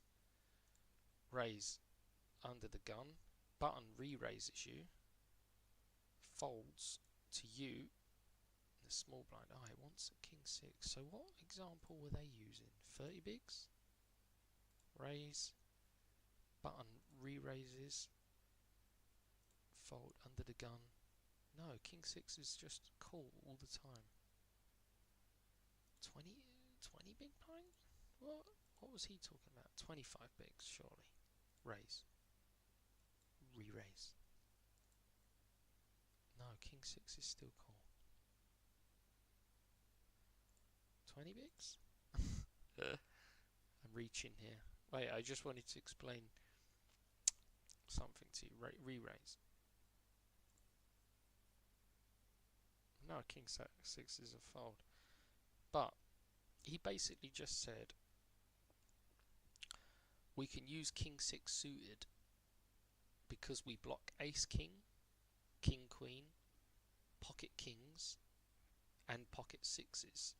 For some reason he mentions sixes, sevens and eights. I don't know what 7 and 8 has got to do with pocket 6, you know, but it doesn't matter. But then he said we can 4-bet bluff king 6 suited because then we can get some folds out of like pocket 10s, pocket jacks, sometimes pocket queens can fold, you get it? Because we block the pocket kings and we block ace king. So if we change this to 40 big blinds, right? We raise under the gun, button re-raises, we in under the gun 1, if we shove now, like aces, ace king off, kings, queens, it wants us to shovel them, ace 5 suited, ace 4 suited as blockers, right?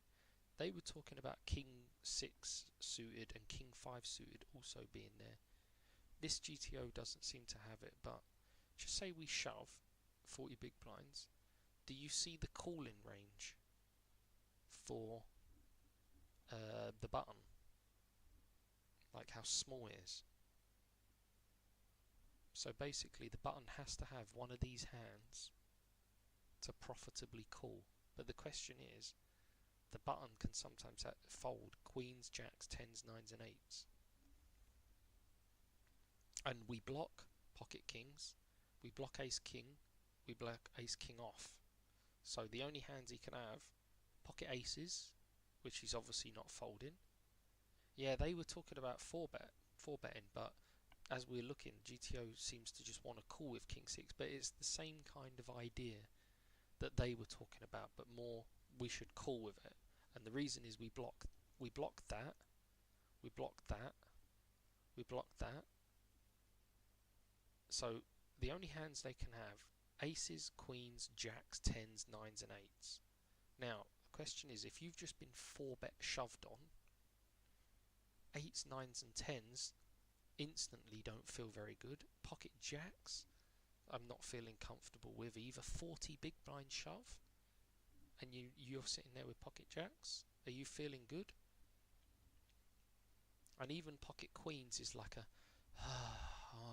maybe I just have to call, right? I don't feel good about it. Even pocket queens feels like that. So if they don't have pocket aces, look at all the stuff we block or we can get to fold. And with king 6 suited, nonetheless.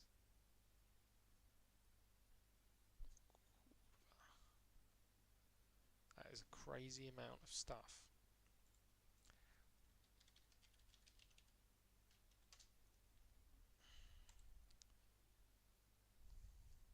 Fucking king bloody 6 suited, mate.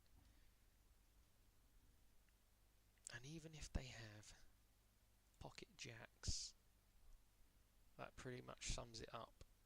Even if they find a call with pocket jacks, we still have 31% chance to win this pot. Would you show your king 6 off? Would you? It depends. if you are planning on 4-betting that exact opponent or 4-betting anyone again on the table, yes, because you want them to see that your 4-bet shove range includes this king 6 suited. You know? Some people will think, oh, just don't show. But because if they're folding to you, like just say they say, oh, I fold pocket queens, you know, you must be strong because you're a tight female player, and they fold pocket queens, you want them to keep thinking that, you know, so you wouldn't show them king 6 suited, because once you show it to them, it's over for your 4-bet range. You cannot ever do that again with king 6 suited. It's like a once and done, you get it? But if we're in a big tournament, early tournament, and I want to make a statement, king 6 suited is getting 4-betted, and then I'm going to show it. And if they do have pocket jacks, what's the percentage against pocket queens? I guess very similar. Yeah, exactly the same. Ace queen suited is going to have a tough time to call as well. But even against ace queen suited, but I don't think ace queen suited is calling, to be honest. Even if they had pocket bloody aces, obviously against aces we're fucked, right? But they can't have aces every bloody time they re-raise, right? It's not possible. Ace king suited, even against another ace king suited, still 27%. It's disgusting, that. Fucking hell, that's crazy, you know. So like they can call with ace king suited. Yeah, pocket kings would have us pretty much fucked. 11%, we're fucked, right? Pocket aces, we're fucked. But if they have pocket queens, 31%. Pocket jacks is the other hand that maybe they can call with. But after that, pocket tens, it's the same, 31%, but it's harder for them to call. Pocket sevens, it's hard. It's hard for them to call. And still having 32% sounds nice to me. Like, a lot of people rely on that, right? They do something mental like that pre-flop. The opponent has ace king suited, calls, boom, boom, and the other person has 27% chance to win. And you know that 27% comes a lot for my opponents. So that's crazy. Wow.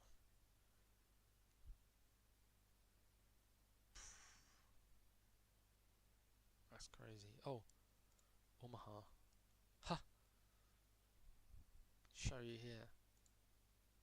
Ace king, ace king. This is considered the best, one of the best starting hands in PLO. So you have 2 suited ace kings. So you basically have pocket aces and pocket kings. Now against, if you had, for example, I don't know, queen jack of clubs and fucking 7 8 of that. So you have the 2 best hands in poker, aces and kings, and against a random double suited hand, you're still only 64% chance to win. That's why PLO is very attractive for a lot of gamblers. I can even put a shit hand there. Let's pocket sevens with jack 10 suited. Even that has 30%.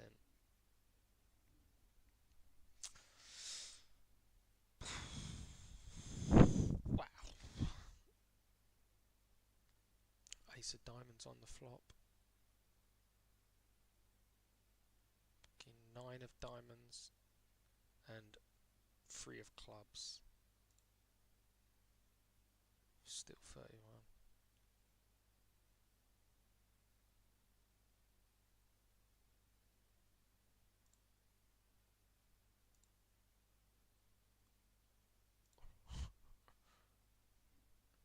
and 50-50 on the turn. That's crazy. And that's against top set. This person's flopped top set.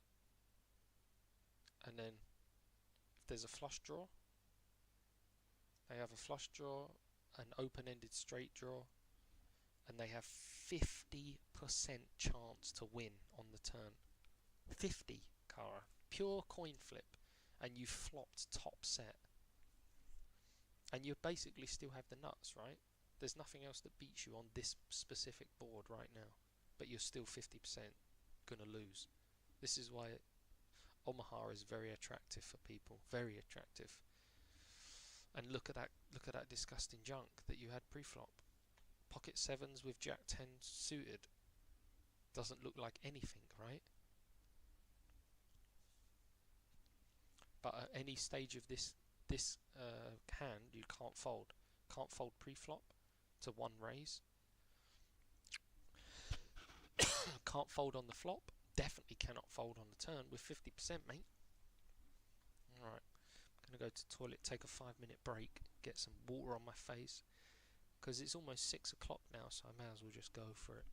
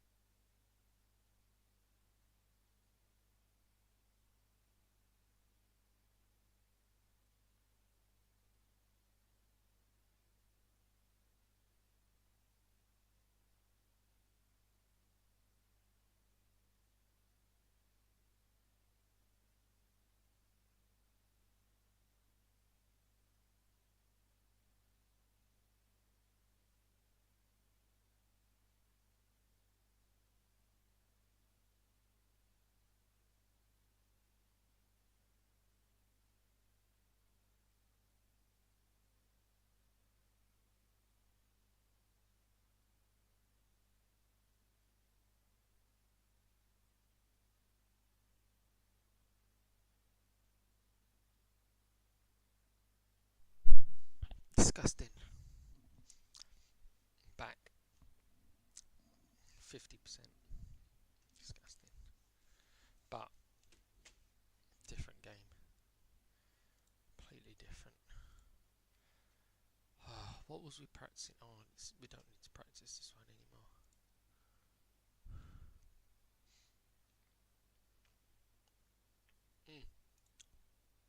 I show you these drill of the day. They're actually really good by this guy.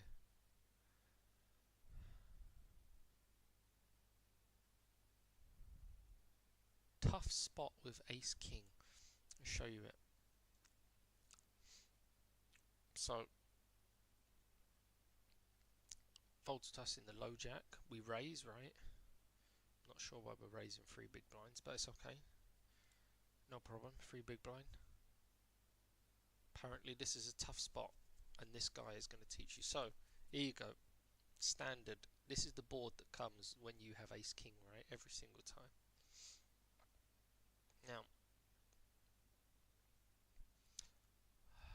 we've already practiced this spot similar, right? It's bet small, or against another opponent it's always bet small. No, it wants you to check out of position. Today's drill of the day, we are playing 100 big blinds deep in a cash game. We raise the low jack with ace king offsuit, and the button calls. Flop comes 7 of clubs, 5 of diamonds, 2 of hearts. And this is a spot where when you are out of position, you want to do a lot of checking, about 80% of the time.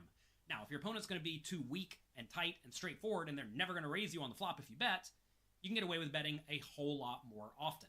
But if they are going to play good, strong, fundamentally sound GTO poker, you're going to want to bet pretty polarized on the flop, which mainly means betting your pocket pairs, some ace-x suiteds, and some backdoor flush draw type hands. You're right, like, it is cash king, game. queen, queen, jack, king, jack, jack 10 with a backdoor flush draw. Ace king, though, for the most part, really, really, really likes to check. So let's check and see what develops. Alright, we check then. I have no choice. It's part of the tutorial, you know. Continue. So they bet check here, and then call, right? We're going to float. Ace and a king could be good. Float. And now he's going to tell you why. We check, and the button bets 2.2 big blinds, a small bet. You should know from studying on pokercoaching.com, when the opponent uses a small bet size, you do need to have some raises in your range. The question becomes, is ace king a hand that wants to raise?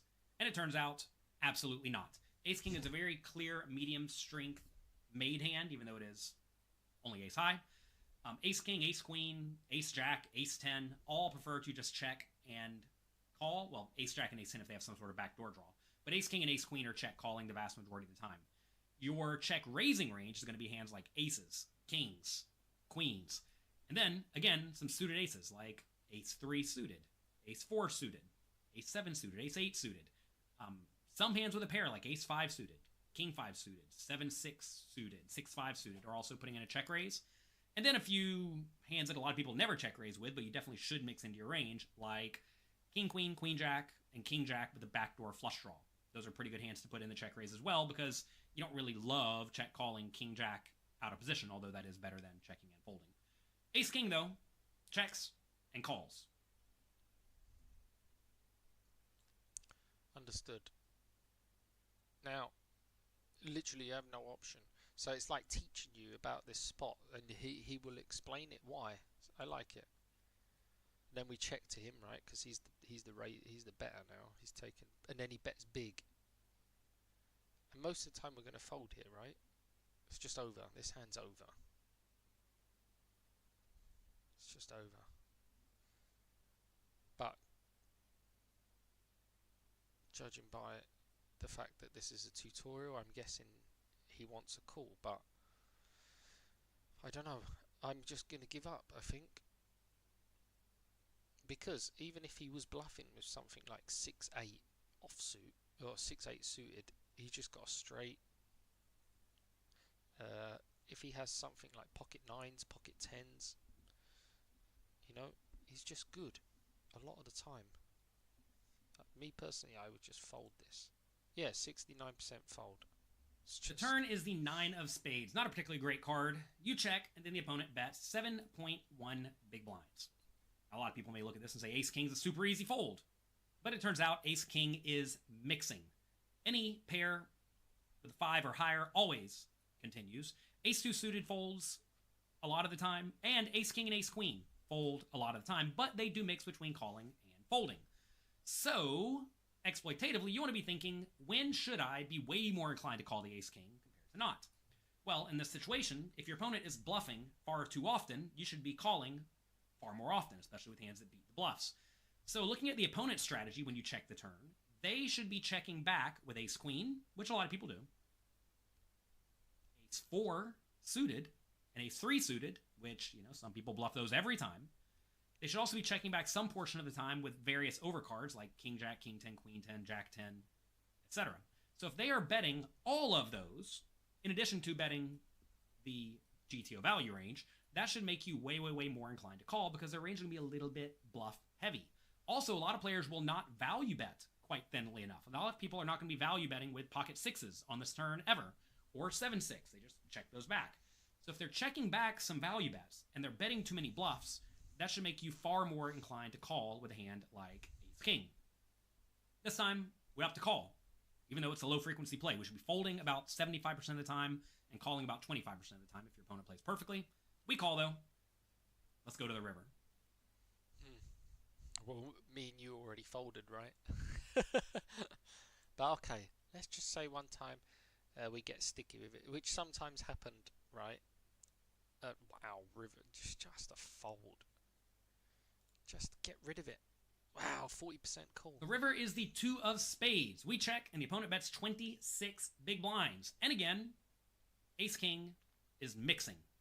This is a spot where when you check, and the opponent bets again on this very brick river, they are going to have some amount of bluffs. And ace king beats all of the bluffs. So ace king and ace queen are both finding hero calls. But my knowledge. Not often, but somewhere between 5-ish and 50 or 60-ish % of the time. So the question is, when should you call in this scenario in the real world? And the answer is when your opponent is inclined to overbluff. If your opponent, again, does not value bet wide enough on the turn, they're going to get to the river with fewer value hands, which may make their range a little bit bluff heavy. If they bluff every hand they possibly could bluff on the turn, again, they're going to get to the river with a range that's a little too bluff heavy, with stuff like, just looking at the range real quick, king queen, king jack, king 10, queen 10, jack 10. A lot of these hands, by the way, should not bluff on the river. If they're bluffing all their king queens, king jack, king 10, queen 10, they're going to be bluffing too often on the river, which allows you to find... It's basically saying that if your opponent is a maniac and bluffs a lot, then you've got to cool down. But if your opponent doesn't bluff much, then it's just a super easy fold, right? So yeah, I like these little things that they put up there. The problem is it says drills of the day, but these ones have been there for so long.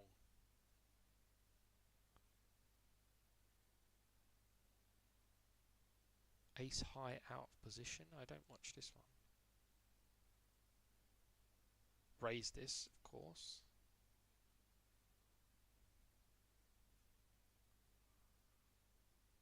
Huh. We get called by the button. This happens actually quite a lot. Right, we're out of position.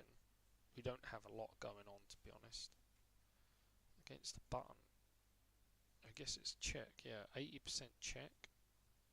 Today we're going to look at a spot where we are playing 40 big blinds deep in a tournament. Everyone folds around to you in the cutoff. You're going to be holding ace 7 of clubs, although you would certainly raise with a much wider range than that. The button calls, everybody else folds, and you see the flop heads up. It comes 5 of spades, 5 of hearts, 4 of spades. And this is a spot where you should do a lot of checking, 76% of the time. And anytime you are checking very often, it usually means you're going to be betting very polarized, which often implies using a larger bet size, and it often implies betting with a very polarized range of your... That's a very good point to make. You know, sometimes when we're doing the studying for GTO and it bets bigger and we're not 100% why, the reason why is if you have a very, like he said, a polarized range, like as he said, most of the time we're checking out of position on this board. So we're not betting much. So when we bet, we have, like he has ace 5 suited, has ace 5 offsuit in there when he's betting. A lot of pocket 8s, pocket 7s, pocket 9s is betting, pocket 10s, all of our over pairs is betting. And then some like flush draws are betting and stuff like that. So our range is all of that, but we need to have some shit in there as well. So when we do bet, we should bet big, because we're basically saying we've either got it or we've not got it. You know, when your range is like that, where you either have good or you have shit, you should bet bigger. And if you don't have good or shit, and you have everything included in there and you just bet in small, then you bet small, right?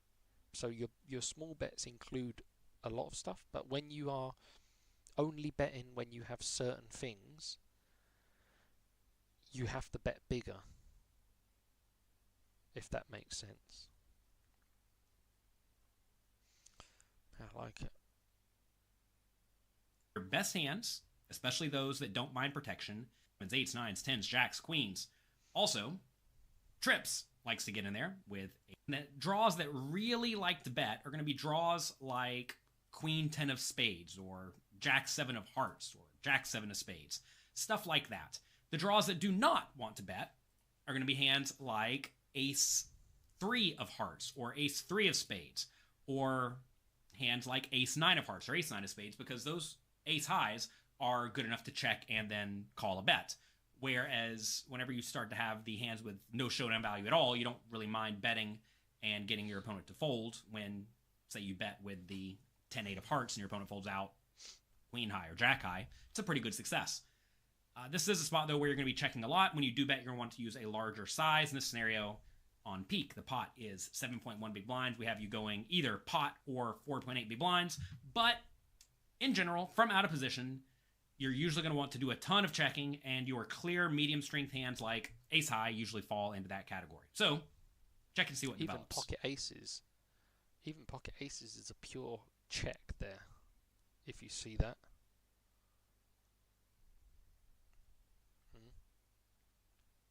So then that aces protects the rest of the range, right? Kings is check, queens. So you see, we're checking with a lot of good stuff, but we can also have a lot of shit there as well that we check. So again, it makes it always hard for the opponent to know exactly what the fuck we're doing at all stages.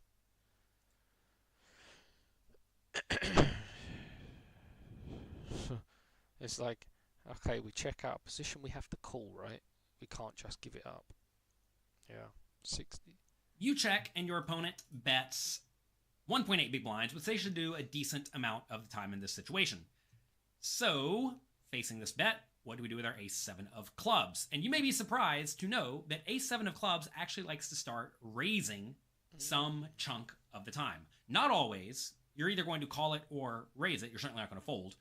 But this is a spot where raising a junky draw like ace 7 of clubs becomes somewhat viable. Hands like ace 3 of clubs and ace 3 of spades prefer to call, because you really don't want to check raise and then get jammed on with those.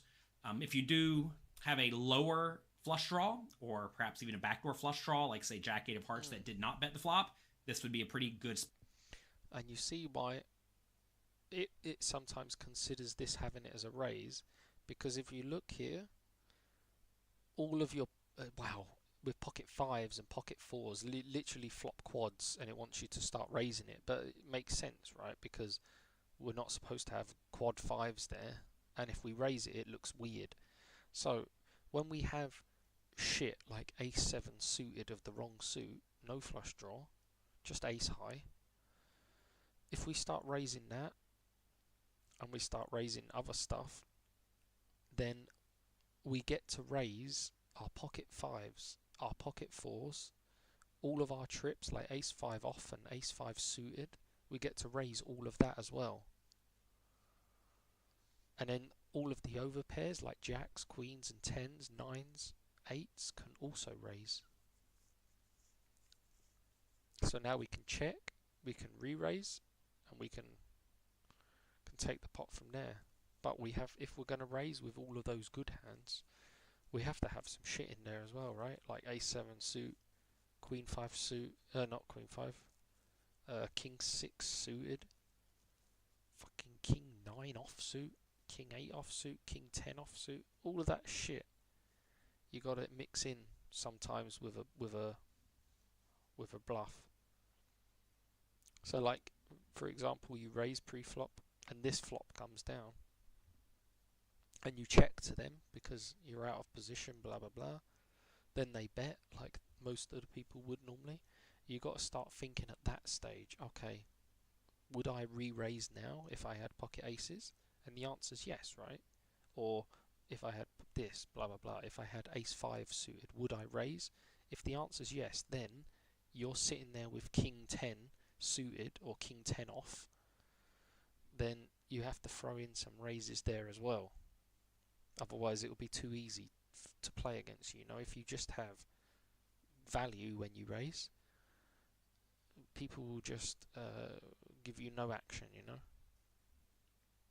And also, imagine if you raise now just because you have like pocket jacks, and people know, oh, Cara only raises when she has like value, and they're holding a 5, they are just going to shove that 5 in your face because you have value, right? Only. You'll probably call it off and then see open. Whereas if you re-raise with a lot of shit, if they happen to have the 5, they'll be less inclined to raise because they want to keep your bluffs in. So you will lose less, if that makes sense. Because after they call your re-raise, you know that they're not bluffing anymore. So blah blah blah, it's like a different game on the turn, you know. Check 100% at a time. And then he's going to bet. He got to continue his story. Oh, he checks back.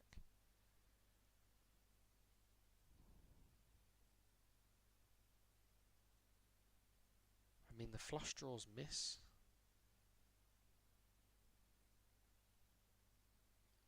A check back on this. I think ace high is good enough at showdown, no? When the turn checks through, on the river 6 of diamonds, you have a lot of medium strength hands that can reasonably check and see the showdown, primarily ace high. You also have some pretty good hands that can happily bet and get money in the pot, primarily a queen. And then you have a whole lot of trash, like Jack 10 with a front or backdoor flush draw, or Jack 10 with a spade, or 9-7 backdoor flush draw, front door flush draw. So in the spot, you're going to want to bet with pretty much every hand that is king high and worse as a bluff. Because by betting with king high and worse, you can get better hands to fold, like ace high. By betting big in this situation on the river, which is what you should be doing, you should be usually potting it whenever you want to bet with this junky range, although you will mix in a few bluffs for the small size. When you do bet large, you're going to want to be pretty polarized to roughly a queen and better. However, we're concerned with ace 7 of clubs in the spot, and all of your ace X that does not have a pair is going to want to check the river. You do want to make sure you're protecting your checking range by including a few super nut hands that you know you're not folding, mainly 8-7 suited that made a straight, and pocket aces. By checking those, you're going to protect your checking range just a little bit so that it's not entirely ace high. If your checking range is ace high only, it's going to be pretty tough to defend. So check this ace 7 plus a few hands that you know you're checking and calling, and see what your opponent does. Yeah, you're right. You're picking your spot, which also is combined with the live tells, right? If you see that this guy bets every single time you check to him, as you can see sometimes from the charts, you can fold sometimes, but a lot of the time you're calling. But when it wants you to raise, like 30% of the time, when the GTO thing is teaching you to raise 30%, it doesn't mean like, oh, you know, 30% of it you should raise and then 70% of it fold, call. It means the way I see that is it's like opponent specific. If it's against an opponent that always bets, when you check, then you should be raising more, because he doesn't have to have value there.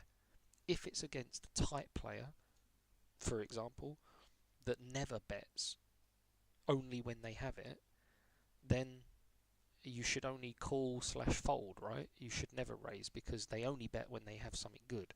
This is where live tells come into it a lot. And also knowing your opponent's tendencies. That's why I like GTO for staying balanced, and also making sure that you're aware of what you're doing. So, like here, on the flop 5-5-4, you check most of your range, right? So you check to your opponent, and if the opponent is always betting, then you have a tendency, and then you watch them in the next hand against another opponent, and he checks on the flop, and then they bet again. Now they have 100% chance to bet on that flop. And then the next time you have something similar, right? This flop is not good for your range, even though this time you have pocket jacks. You check, because you know this guy is most likely going to bet, because he's shown you 2 times already. I know it's not a big number, but you have to go with the information you got. And then this time, if he checks, now you have different information. This time he is checked. So, did he not have it the other times? Or did he have it this time? Etc. And you can only know that if you see his cards, or if he tells you at some point, you know? That's why, even if you, like if you're not in the hand, always watching people, because you're like, oh, he's checked to this guy like he checked to me, blah, blah, blah. And then you get to see his cards that he only had, you know, bottom pair. Then you know the next time he has that kind of range, you know? Whereas if you check to them and they bet, and then you find out later on that they had an open-ended straight draw, you know, then you know that they can have that in their range. So then you can raise more to get them to fold that shit, you know? Or get value from it, if you have pocket jacks and stuff.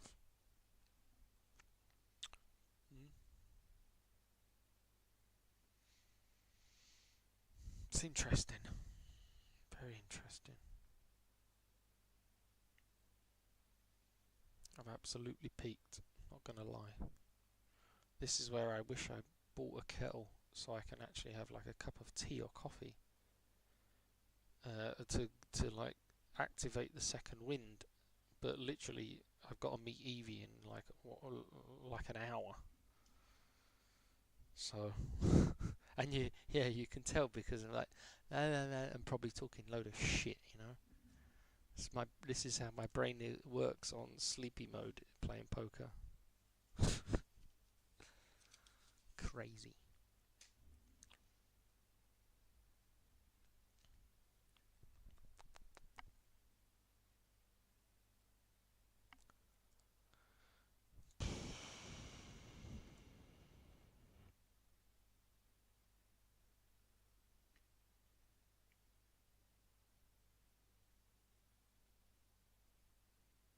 Oh, that's the spot I wanted to check out.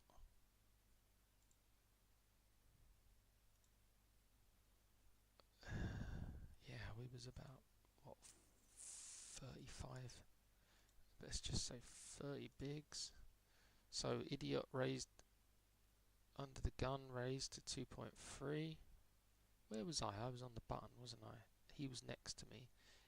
He calls, and I have ace-9 suited. Yeah, you see? I'm so good. So good. I had an ace-9 suit, and I called. And sometimes you should raise it, right? Player dependent. And I was thinking about it. Cool.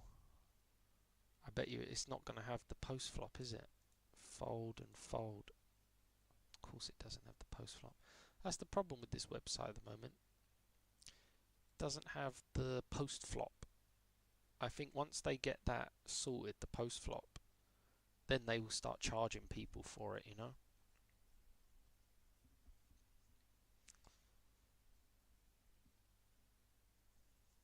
Disgusting. But yeah, literally right on the border though. Jesus. That's crazy. Oh no, he wasn't. He was under the gun 1. And then cut off call, and then I was ace 9 suit. So yeah, mainly I should be raising, as I thought. But it was very close to the final table, you know.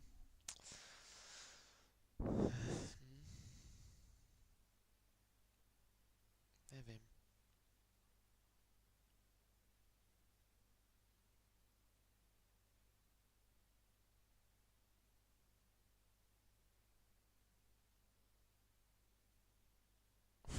I want to see this spot. GTO Wizard. Let's see if I can get this spot going on this bad boy.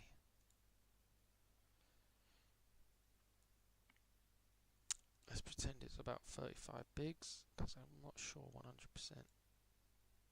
No, it was 30 bigs. Be normal. Raise. Call. And call.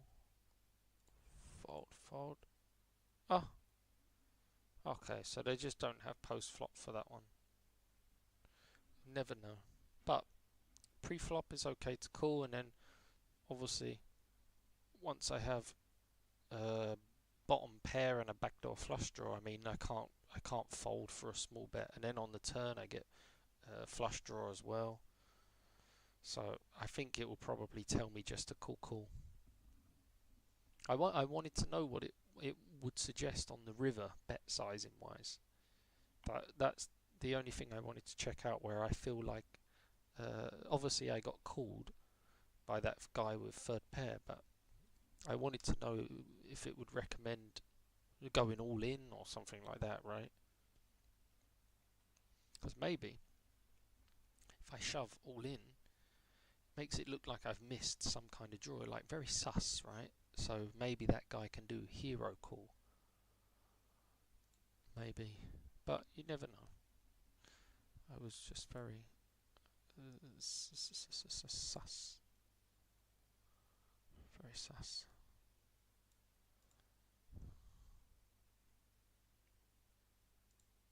It's the drills.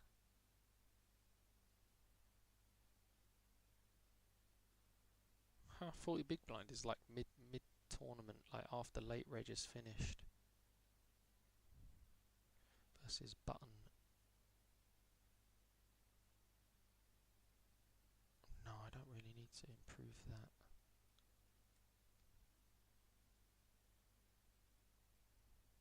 This I need to improve, maybe. We're on the button.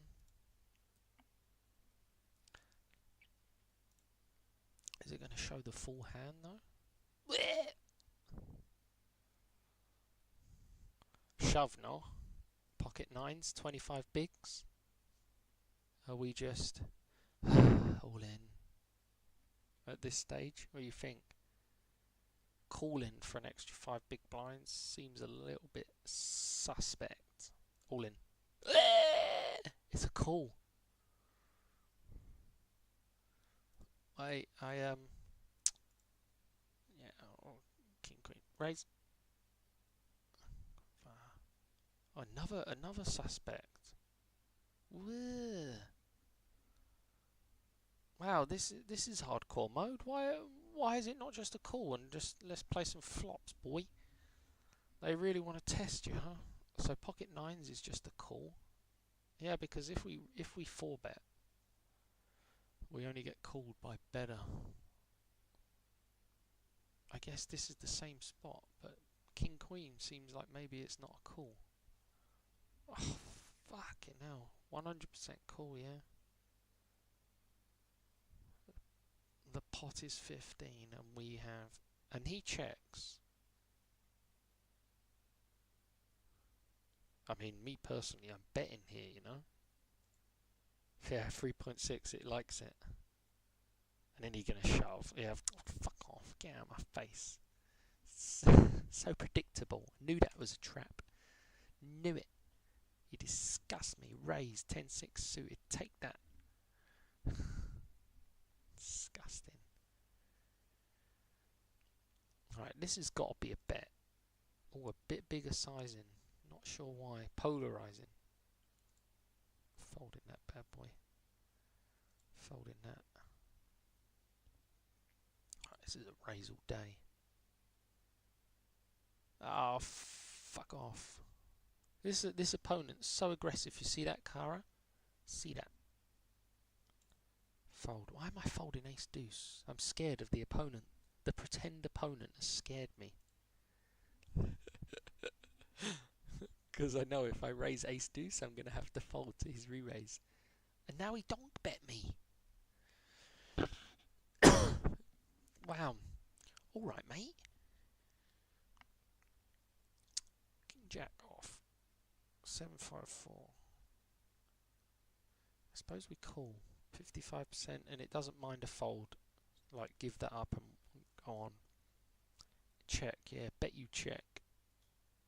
Fucking idiot. We got an ace. I'm betting like I've got it. Fuck, it's wrong. We've got to check. We just give up. Check. Damn it. On that river we can't do anything anyway. Raise. Go on, shove it. Go on. Go on. Get it in. Bet small. Loves it. Oh, he folded.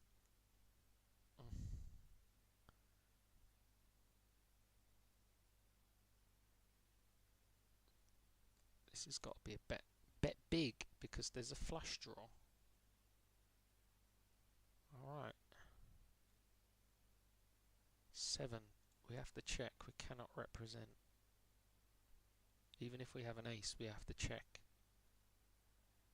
Oh, mate. This opponent's super aggressive. Go on, shove. I'm not folding. Easy call. My life. It's a shame we don't get to see what he's being aggressive with. Oh, almost folded then. Ace 3 off. Jesus Christ. I would raise 7-4 suited, but I almost folded ace 3 off suit.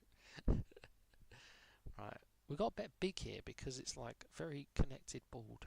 He wants a small bet. I can't fucking win, can I? King Fredo. We're folding that bad boy. Pocket freeze is okay to fold. Because the thing is, if he shoves, we're folding pocket freeze, right? So it's like, what's the point of raising it? Bet small. It wants to bet big, of course it does. Fucking hell, man. 8 deuce. King 7 off. That's a raise. Get in there. Fucking get it. Re-raise. This guy's super aggressive from the big blind. I don't remember the big blind range being this aggressive. It must be though. Otherwise it's doing it. Look at that. Another shove.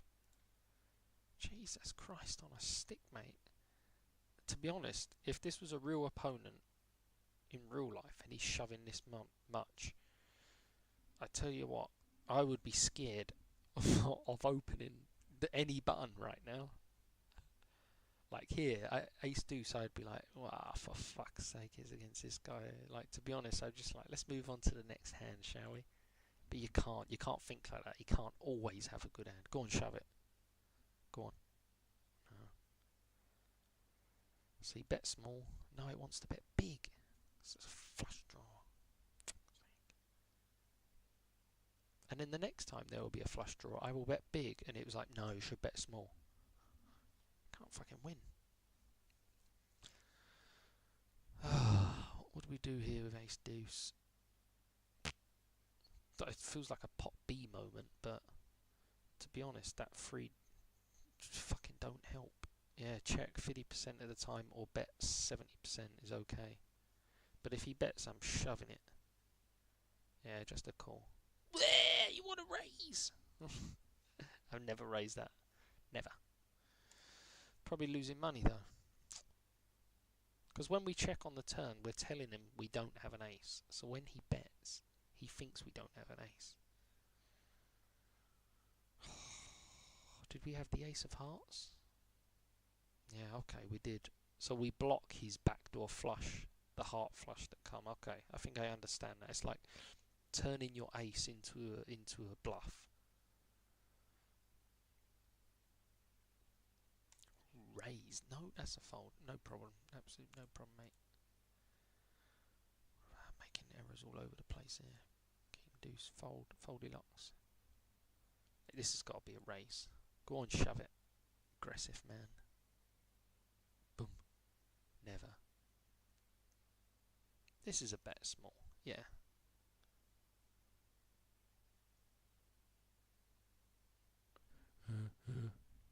Is that you?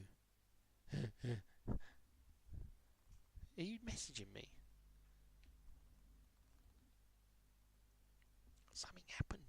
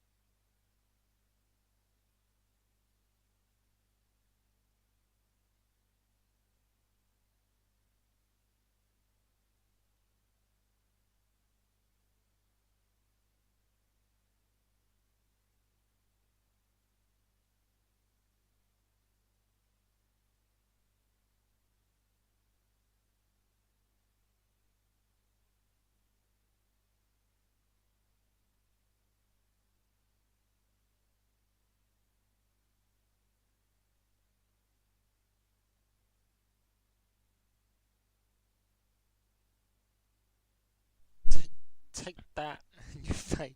Did you see that bluff there? Take that in your face, mate.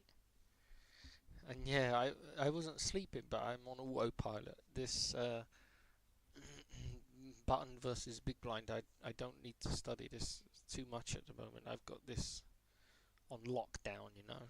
I feel like I got it on lockdown anyway. There's always things to improve, like you can tweak it a little bit, but I'm pretty much very confident in this position in real life, you know.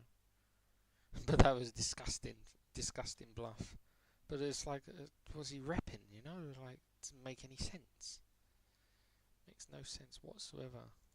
Take my 1.4 big blind bet in your eyeball. It's alright. I gotta last about another 45 minutes and then I'm gonna be outside in the wind. And it's freezing out there, so it'll wake me up. Ace deuce, go on, shove it. Feel it. Every time I have ace deuce, you shove it. Go on. No. Check.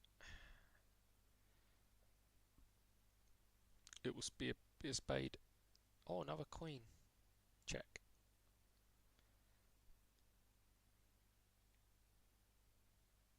Oh. I made a super hero earlier. It's very similar board to this, but this old man raised and I had ace 6 offsuit and I just call in the big blind and he was in the small blind, and then the flop, what did I have? Ace 7 offsuit, I think, and the flop was ace 6 something.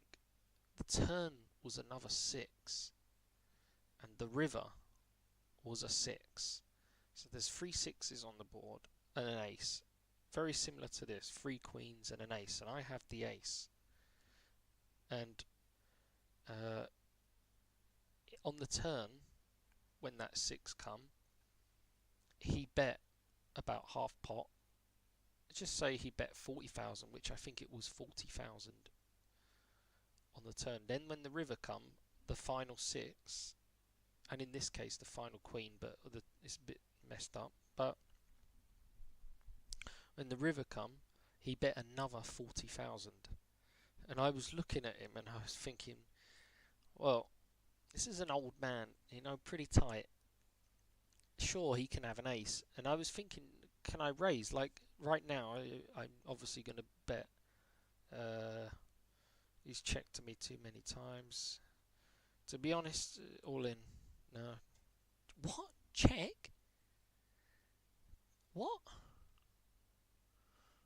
Well, that's confusing. Check back? You're... What? But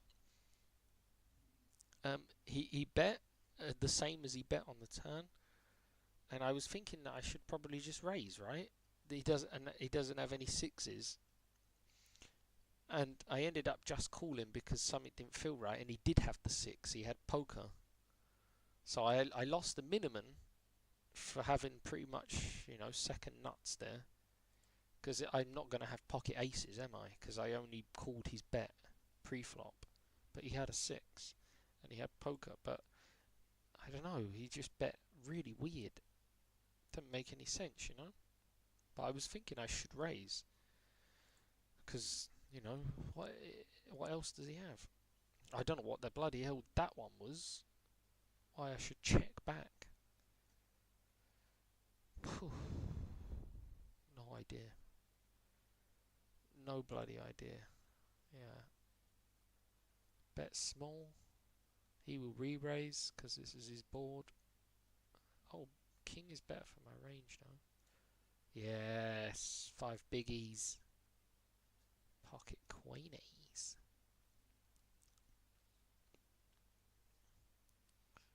Fuck, I'm super tired. Bet small. 90% of the time.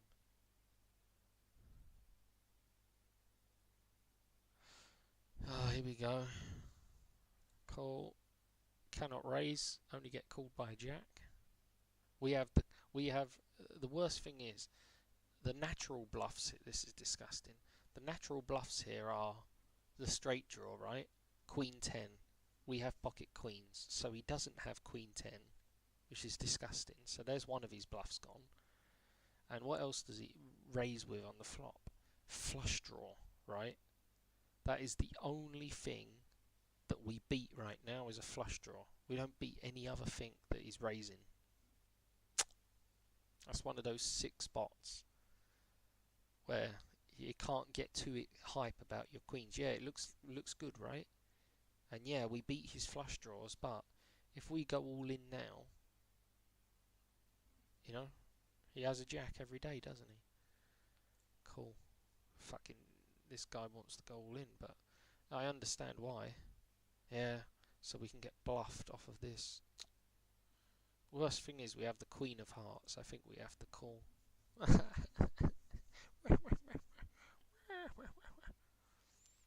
But it's like, what bluffs does he have, you know? Because even the flush draw gets there now.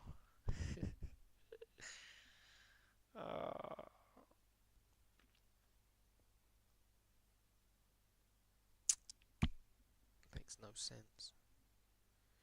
Makes no sense.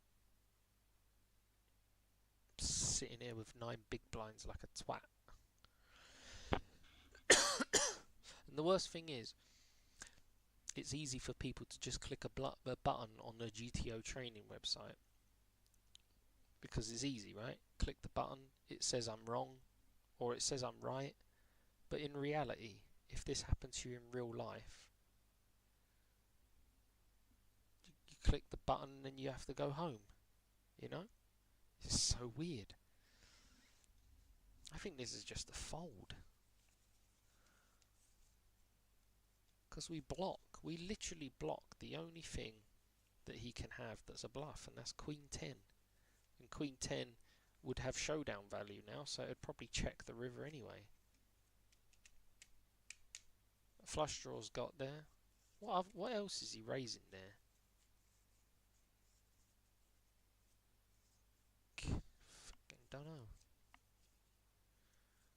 Because maybe he should be scared that we have a flush draw, right? We just called, and plus we have the Queen of Hearts, and we just called on the flop and on the turn. Just call. So surely it looks like we have the flush draw, and he's just going all in, no fear. This is where, in real life, if it's a tight player, I'm gonna just fold and try and come back with my 9 big blinds, to be honest.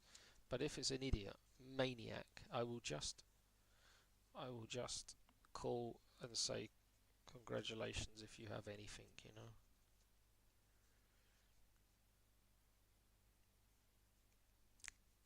If fold here we could be tilt. Yeah, but I don't get tilt at the table, you know. I get tilt after the tournament, but not during the tournament. Got to keep control. I never him. I personally would fold this in real life and just try to claw back with the 9 bigs. Doesn't feel good, but I think GTO probably just wants a call because we block the flush draw. We block fucking straight draws like Queen 8. He's not going to have Queen 8 though, is he? I know him.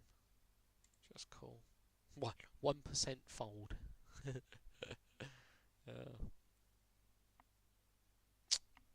Feels dirty. That's the one thing I'm actually liking about GTO. The training thing is it puts you in tough spots all the time. Whereas in real life, you're lucky if you get one tough spot during the tournament, especially at that local casino. Very lucky if I get one spot where I'm tanking and I'm thinking, oh, this is a really good spot. Doesn't happen because there's no one on that level, you know. Even the GTO players or the people that pretend they play GTO, even they don't do these spots. That's the worst thing. They don't put me in these spots ever. Whereas this bloody machine, every single hand is a spot. Got a bet. Oh, it wants to bet big, yeah. Ace 9, we block a 10, Understood.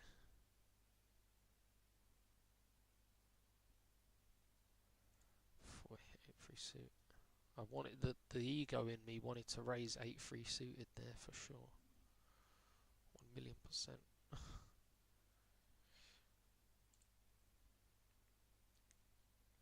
Oh, this is getting raised every day.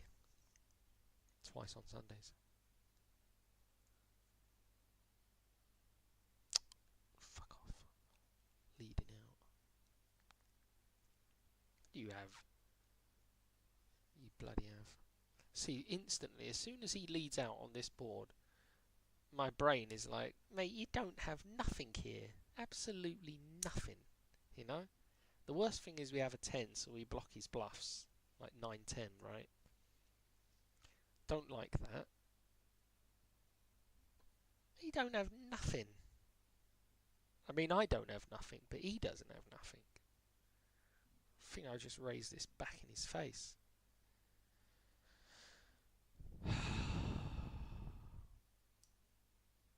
Yeah, I think I would 7.2 it. And the worst thing is, I know the GTO trainer, I'm going to raise this to 7.2. GTO trainer just going to insta-shove it. And then I fold, obviously, and it's the correct thing. But in real life, what would he do? You know? But I'm going to raise it because I don't trust this guy. And then watch. Boom. Snap shove. Oh, he folded. You see? Even my bluffing brain can smell sus on the GTO trainer. Disgusting. Oh, that's a fold. That's my 5-3, right? It's my hand. I have to raise that, whether GTO likes it or not. Pocket eights. Raise all in. Oh, don't love it, but I think it's a call.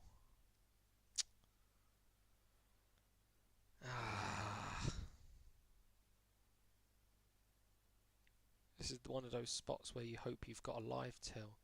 But then this is the exact spot where GTO players go, well, GTO is just a call, but then they're putting their bag and their bundu on and they're going home, you know, in 15th position, not in the money. That's the only bad thing about spots like this. Yeah, okay, we can get lucky and double up, right?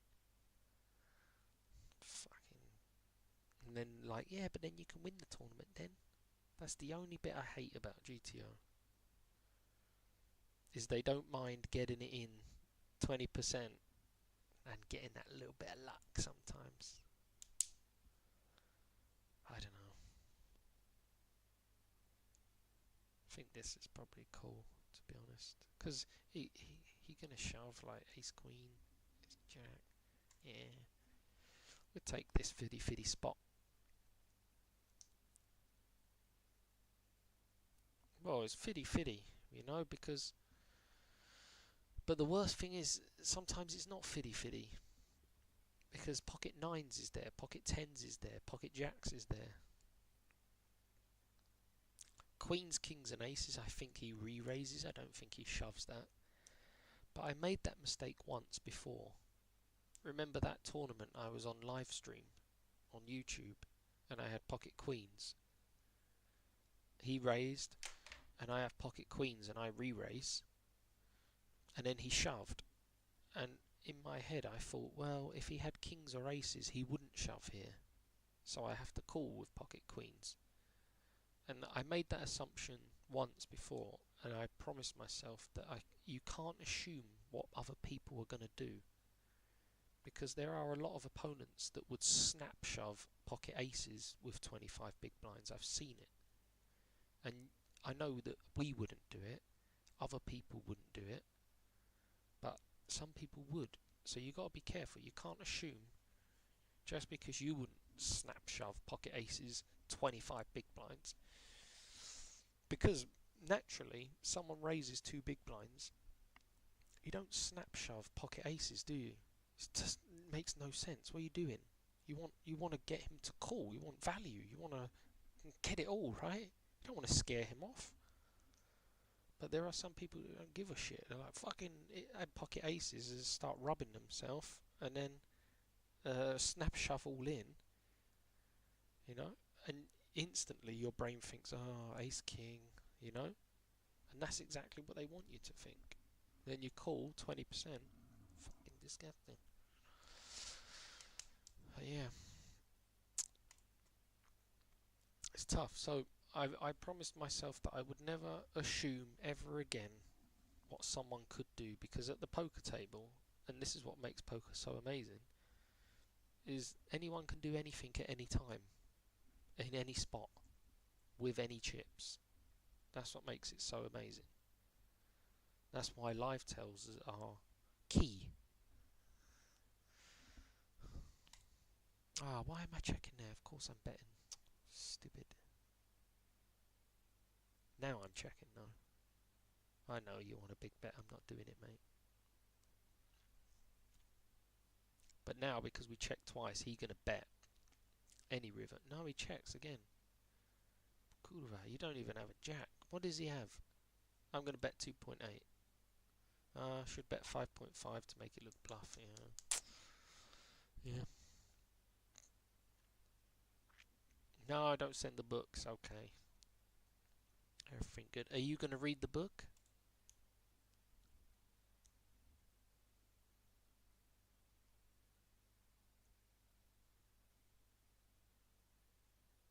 Kurva, check.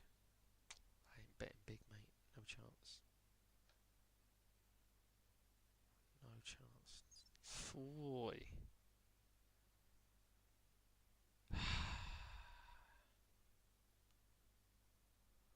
No. Check it back.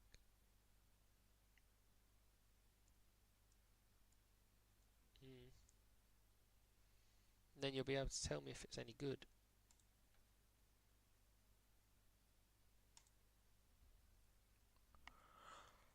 I think a lot of the examples in there will be the standard FBI body language tells, you know, like rubbing of the nose and twitching the ears, blah blah blah. But maybe it will be surprising, but I think it will be the very basic ones in there. But they will go in depth about why it's a particular body language thing. But if you can pick up one or two things from any book, it's good, you know? It is good. Well, to be honest, all you need to do is actually pick up one tell from it. And if you can find that one tell on anyone at the poker table, you now have more information on the poker table than any of your opponents. So it's worth it. Holy shit, my eyeballs are almost closed. They are so small right now. My eyes are smaller than your eyes.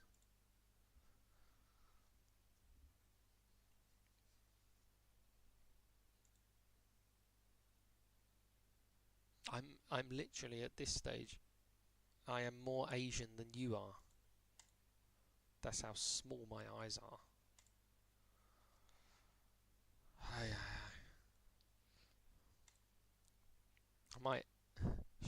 I might, no, it's not because it's boring, it's just because I'm that tired, you know? Because I woke up early today because I had to get my hair cut. And I didn't go to bed until late last night, so I'm running on like 3 or 4 hours sleep anyway. So no good. Yeah, I like a jack 9. You're gonna shove. Just get it over with. Don't tank. Check. Yeah, I know it wants a small bet. But you're gonna call with flush draw anyway. Now I get to bet big. 3.3. Take that.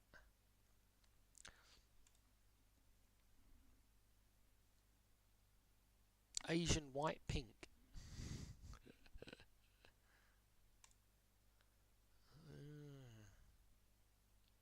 He absolutely loves it. Check. No, you can't. Yeah, we could probably get... Yeah, because when the ace comes, we want to get value from his 10. So right now, if he had 10-9, 10-8. Jack 10. How much would we bet? 8 big blinds. There's no point going mental. Because most probably he has flush draw, so we want him to go mental with his flush draw. So it's 4.2. Yeah, I know you want pot. Doesn't make any sense though, because we want him to call, you know. And I know that's the thing with GTO. It wants you to balance some bluffs there with the value. But if he doesn't have anything, he's not gonna call, right? At all. He's not gonna call.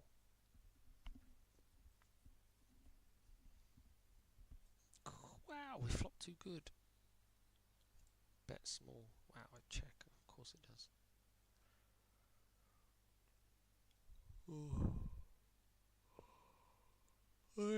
Bet big. 5 biggies. You gonna call or what?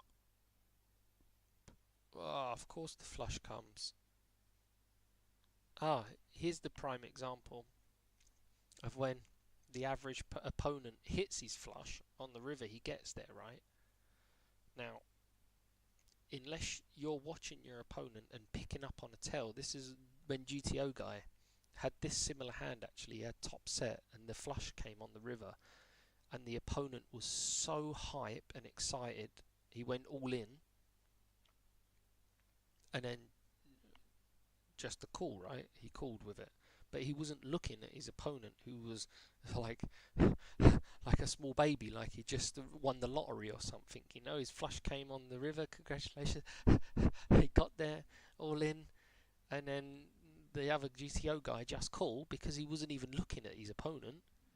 It's just it's like, mate, just open your eyes just a little bit, just one eye. You only needed one eye to look. Crazy. And it's like, to be honest, once I saw that, I would fold pocket eights in this spot. It's crazy. And no, I think he'd try in GTO, but the problem is when you're playing live poker, you have a live tell right there in front of you and you're not using it. Like, what's the point of playing live? You may as well just sit on the computer, you know, play on the computer. It's crazy. But when the person checks, so now we know most opponents, if their flush comes on the river, they're going to bet because they don't want to lose value, you know. They don't want you to check back. So 9 times out of 10, the flush person is going to bet now. But a good opponent finds some checks here with flushes. And this is where this becomes a tricky spot, because you have to determine whether your opponent is capable of checking with a flush or not. Because we can get value from everything else he has. We beat everything else, apart from pocket queens, which he doesn't have. The worst thing is he probably has ace 4 offsuit with the ace of clubs, something ridiculous. That's the worst thing.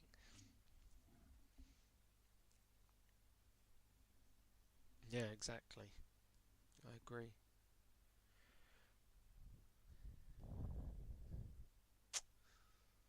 To be honest, I don't even think I wouldn't even go all in here. Just wouldn't do nothing.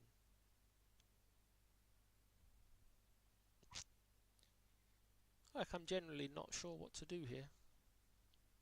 This is a tough spot, but most people think this is an easy spot. But this is the kind of tough spot for me, because I want to make sure that I'm getting the correct value, but also not losing value. This is the tough spot. And GTO is capable of checking a flush. They're not a normal fish, you know. I will just shove it, because let's just assume it's a normal fish. He checks still because he has what? No, check, fuck that. I know, 99% you want me to shove, I understand. I'm not going to do it.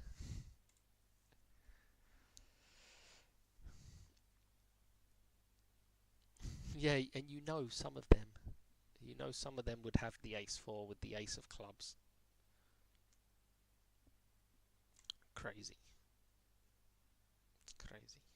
But I know it wants to shove, because once it's been checked too, you should shove on there anyway. I know, not stupid. Bet small. We remember this. We had training on this last video, no? The last stream, not video. Bet small on the flop flush, whether we have it or not. Ooh, Jack 3 suited. To be honest, I'm not sure on this one from the button. I would raise it. Yeah, it wants a fold. Okay.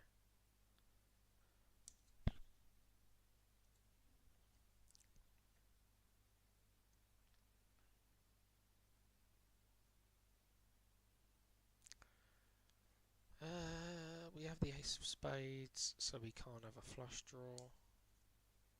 I like a big sizing. And GTO agrees, you know. My man. My man.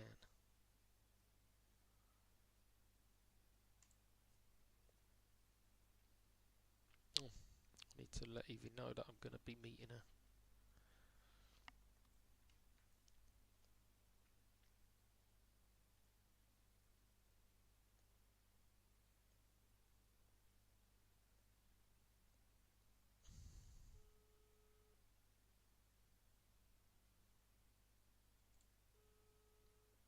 Best small. Oh. Hey. Bro, are you still in bed? You gotta go to school in 20 minutes. Mate, do you want me to walk you to school? Yeah? Nebel nair. Is that a yes or a no? Okay. So I'll meet you outside at the same time, yeah? Okay.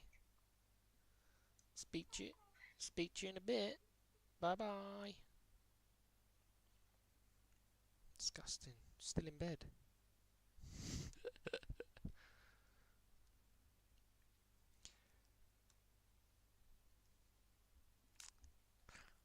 Yeah. This is another thing, but with multiple pots, the more I actually was this guy that done this this website, that Jonathan Little, he spoke about multiple pots quite a bit in his videos. Multiple people. What? Multiple. Never him. Can't remember what I'm trying to say. Multiple people in the pot, but he spoke about it and said that it's basically less bluffy and more value heavy, you know, because you got to get through multiple people, and people are bluffing less in those spots, you know. And when you're on a good table with lots of re-raising, free betting and stuff, there is not many fish in there, you know. Yeah, at your local casino, yeah, there's raise, cool. But as you see from the button raising range, there shouldn't be cool. There should be some raising somewhere in there, you know, by someone, even with King 6 suited. But the problem is, the average opponent is not raising a whole lot. Like very tight players, you know it. They raise only with good hands. Queen Jack suited, King 9 suited, that stuff is all just a call pre-flop. They're not even trying to raise with that. What was the action here? Re-raise, fold. Go on, take it, mate. Take it. You deserve it. Why do I keep clicking fold on that? I would raise it in real life. It's just that when I look at that hand on the computer, it looks like dog shit, you know? But if I looked at that hand in real life, I would get hype on the button. But on the computer, I'm just used to seeing better hands all the time. Well, we know this. Flop a flush, bet small, whether you have it or not. We know this training. You lead into me, boy. You lead into me. on the 8.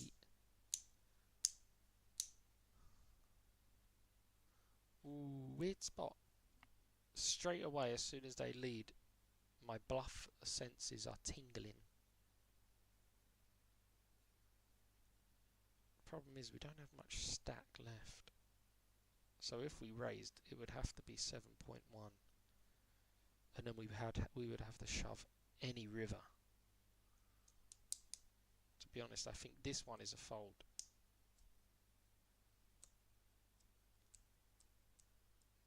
Yeah, I would probably let this one go. I can't bluff every bloody hand, can I? Yeah.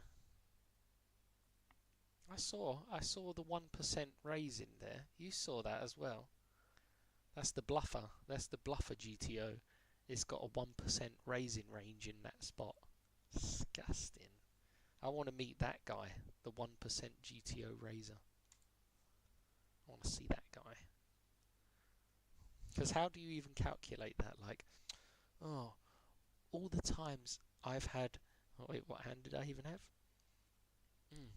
Queen high on this board. All the times I've had queen high on this board, I've always folded 99 times. But this time, I'm going to raise it. This 1%, this one time, is the time. Like literally, the amount of times I would have queen high on that exact board, with that exact texture, I've probably only had it like maybe twice or 3 times in my entire life. So that means probably once in my life, I've got to raise it there. And I suppose that's when you have a super tell. When your opponent basically flips over their hand and you see they have a bluff, you know, and you're like, I see you have a bluff there, and then you raise them. Oh, bet small. Raise me now, I dare you. Go on, you aggressive GTO. Ah, of course the flush comes. Check. Go on, you got me. I have nothing. Ah, you fucking knew it was going to come that. Disgusting. And the thing is, people will say, oh yeah, that's why you have to bet on the turn to protect, but anyone with a flush draw is gonna call on the turn, so it doesn't matter. It doesn't matter if you're here now or there in the turn. Same.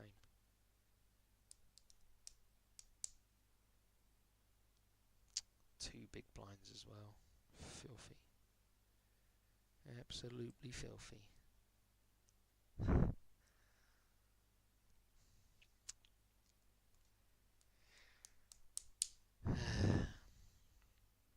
It's never a bluff, is it? Never a bluff. Be honest. This exact spot is never a bluff. And I know GTO is going to make me click that green button. It's going to say something like 86% call. And I'm going to lose my bloody ELO score because I'm going to click fold. Or GTO will be like, all in, just do it. Just fucking do it.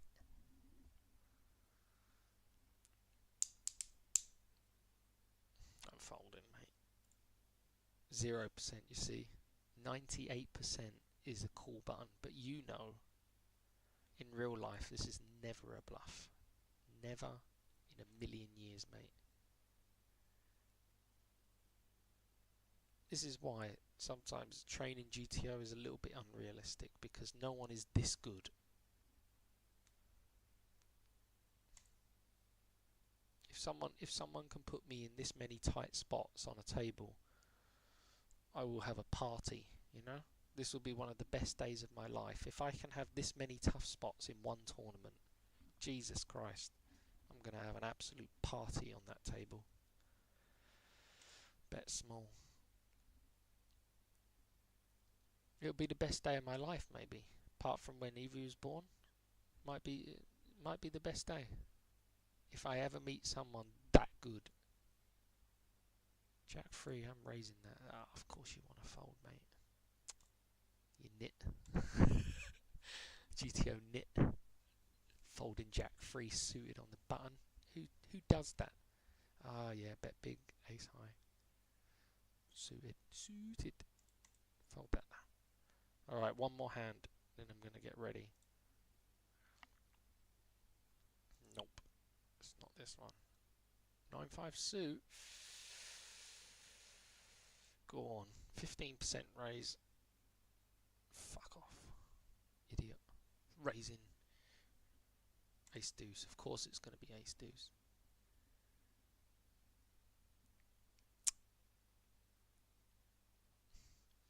Smells like an all-in, right? There's a fold. King 9 raise. He's being aggressive again.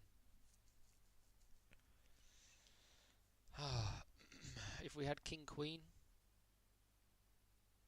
no, we wouldn't bet big because 7 deuce kickers are very dry. So even though there's a flush draw, it's still a dry board, if that makes sense. It's a dry, wet board. Mate, I don't trust what you're selling at all.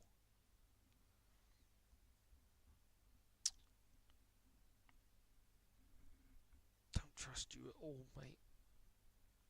What do you have here? Not King Queen. Queen 9 is out of there. You don't have nothing, mate. I think I got a call here. Yeah, GTO loves it.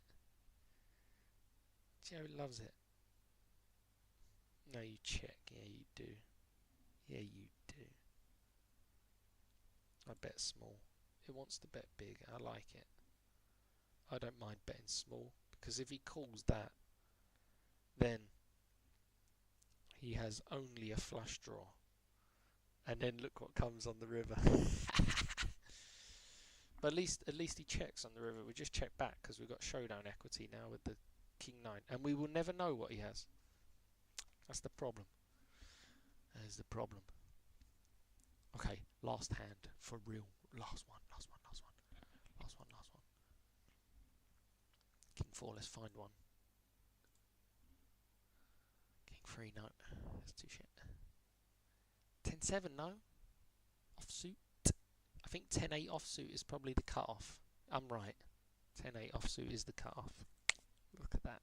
This is why I said, on this position I'm pretty good. I'm feeling confident on the button. Need to do another couple of hours of small blind, big blind for sure when I get to Bratislava. And then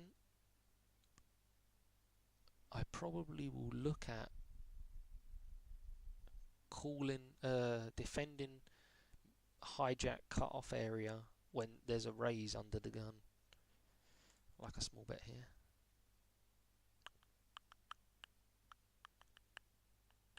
Nope. I'm not selling what you're buying. Sorry, mate. Every time you bluff me, I'm taking a stand. Ah, yeah.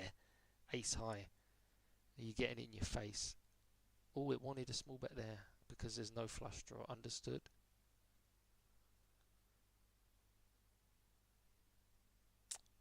Wow. Feels bad for you, mate. We just rivered the nuts.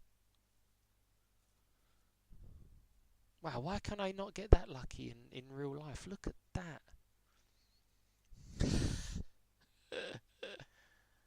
I cannot stream it. I won't be on the computer. I'll be on my really shitty laptop. Oh, I'm going to check back the nuts. Obviously, we're all in.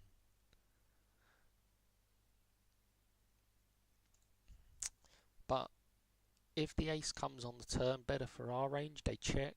If there is no flush draw there and the board is not wet, you can still bet small. Because if you bet big, they can only call with absolute premiums and kind of you're pot committing them to go all in anyway.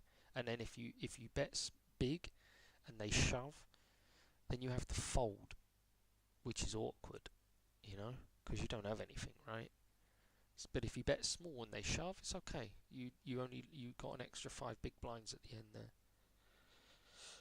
And if you bet small, they can call with more of their range. Oh. Understood. Oh shit, okay, I gotta go. Unless as I'm getting up from the chair, a good hand comes and presents itself as I get up. 10 deuce is not there. And Jack 7 is there, raise. Yes, last one, for real. I'm literally standing up now. Bet small. I want to bet big. Wet board. King Jack is there. This is the last one for real. Last one. 100%. Foy. But we've studied this spot intense. 1.4. We know it. We know it, Kara. We can't be scared that we don't have any hearts, right? Cannot be scared because you have to bet your range. You have to play GTO. Ace 5 off. This is a 3.3 better. No, of course not. 1.4. Why would it be 3.3, Steve? Jesus Christ, on a stick. Right, last hand. Jack 8 suit. It's the last hand. It's the last hand. Don't go all in. I want to play. Alright, this is wet board. This is a 3.3. Oh, that's a mixture of everything. That was an opponent. Wow, check. Flush got there. Fives got there. 78% check. Then he's going to bet because we've checked. Deuce doesn't change much though, to be honest. Oh, this is a good spot, tight spot. To be honest, I'd probably check back. What's the point betting? We've already got enough, 12 big blinds. But I know GTO gonna hate me for it. 1% check back, yeah. Well, I'm the 1% and I just checked back, mate. Right. I'm gonna go walk Evie to school. I will speak to you later.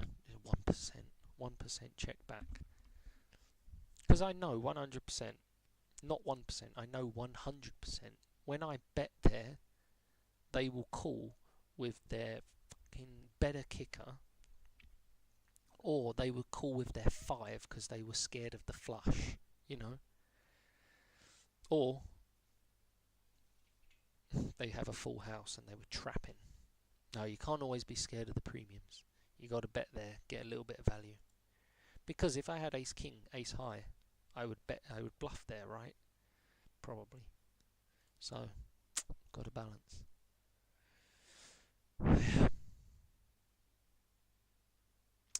Still too many errors.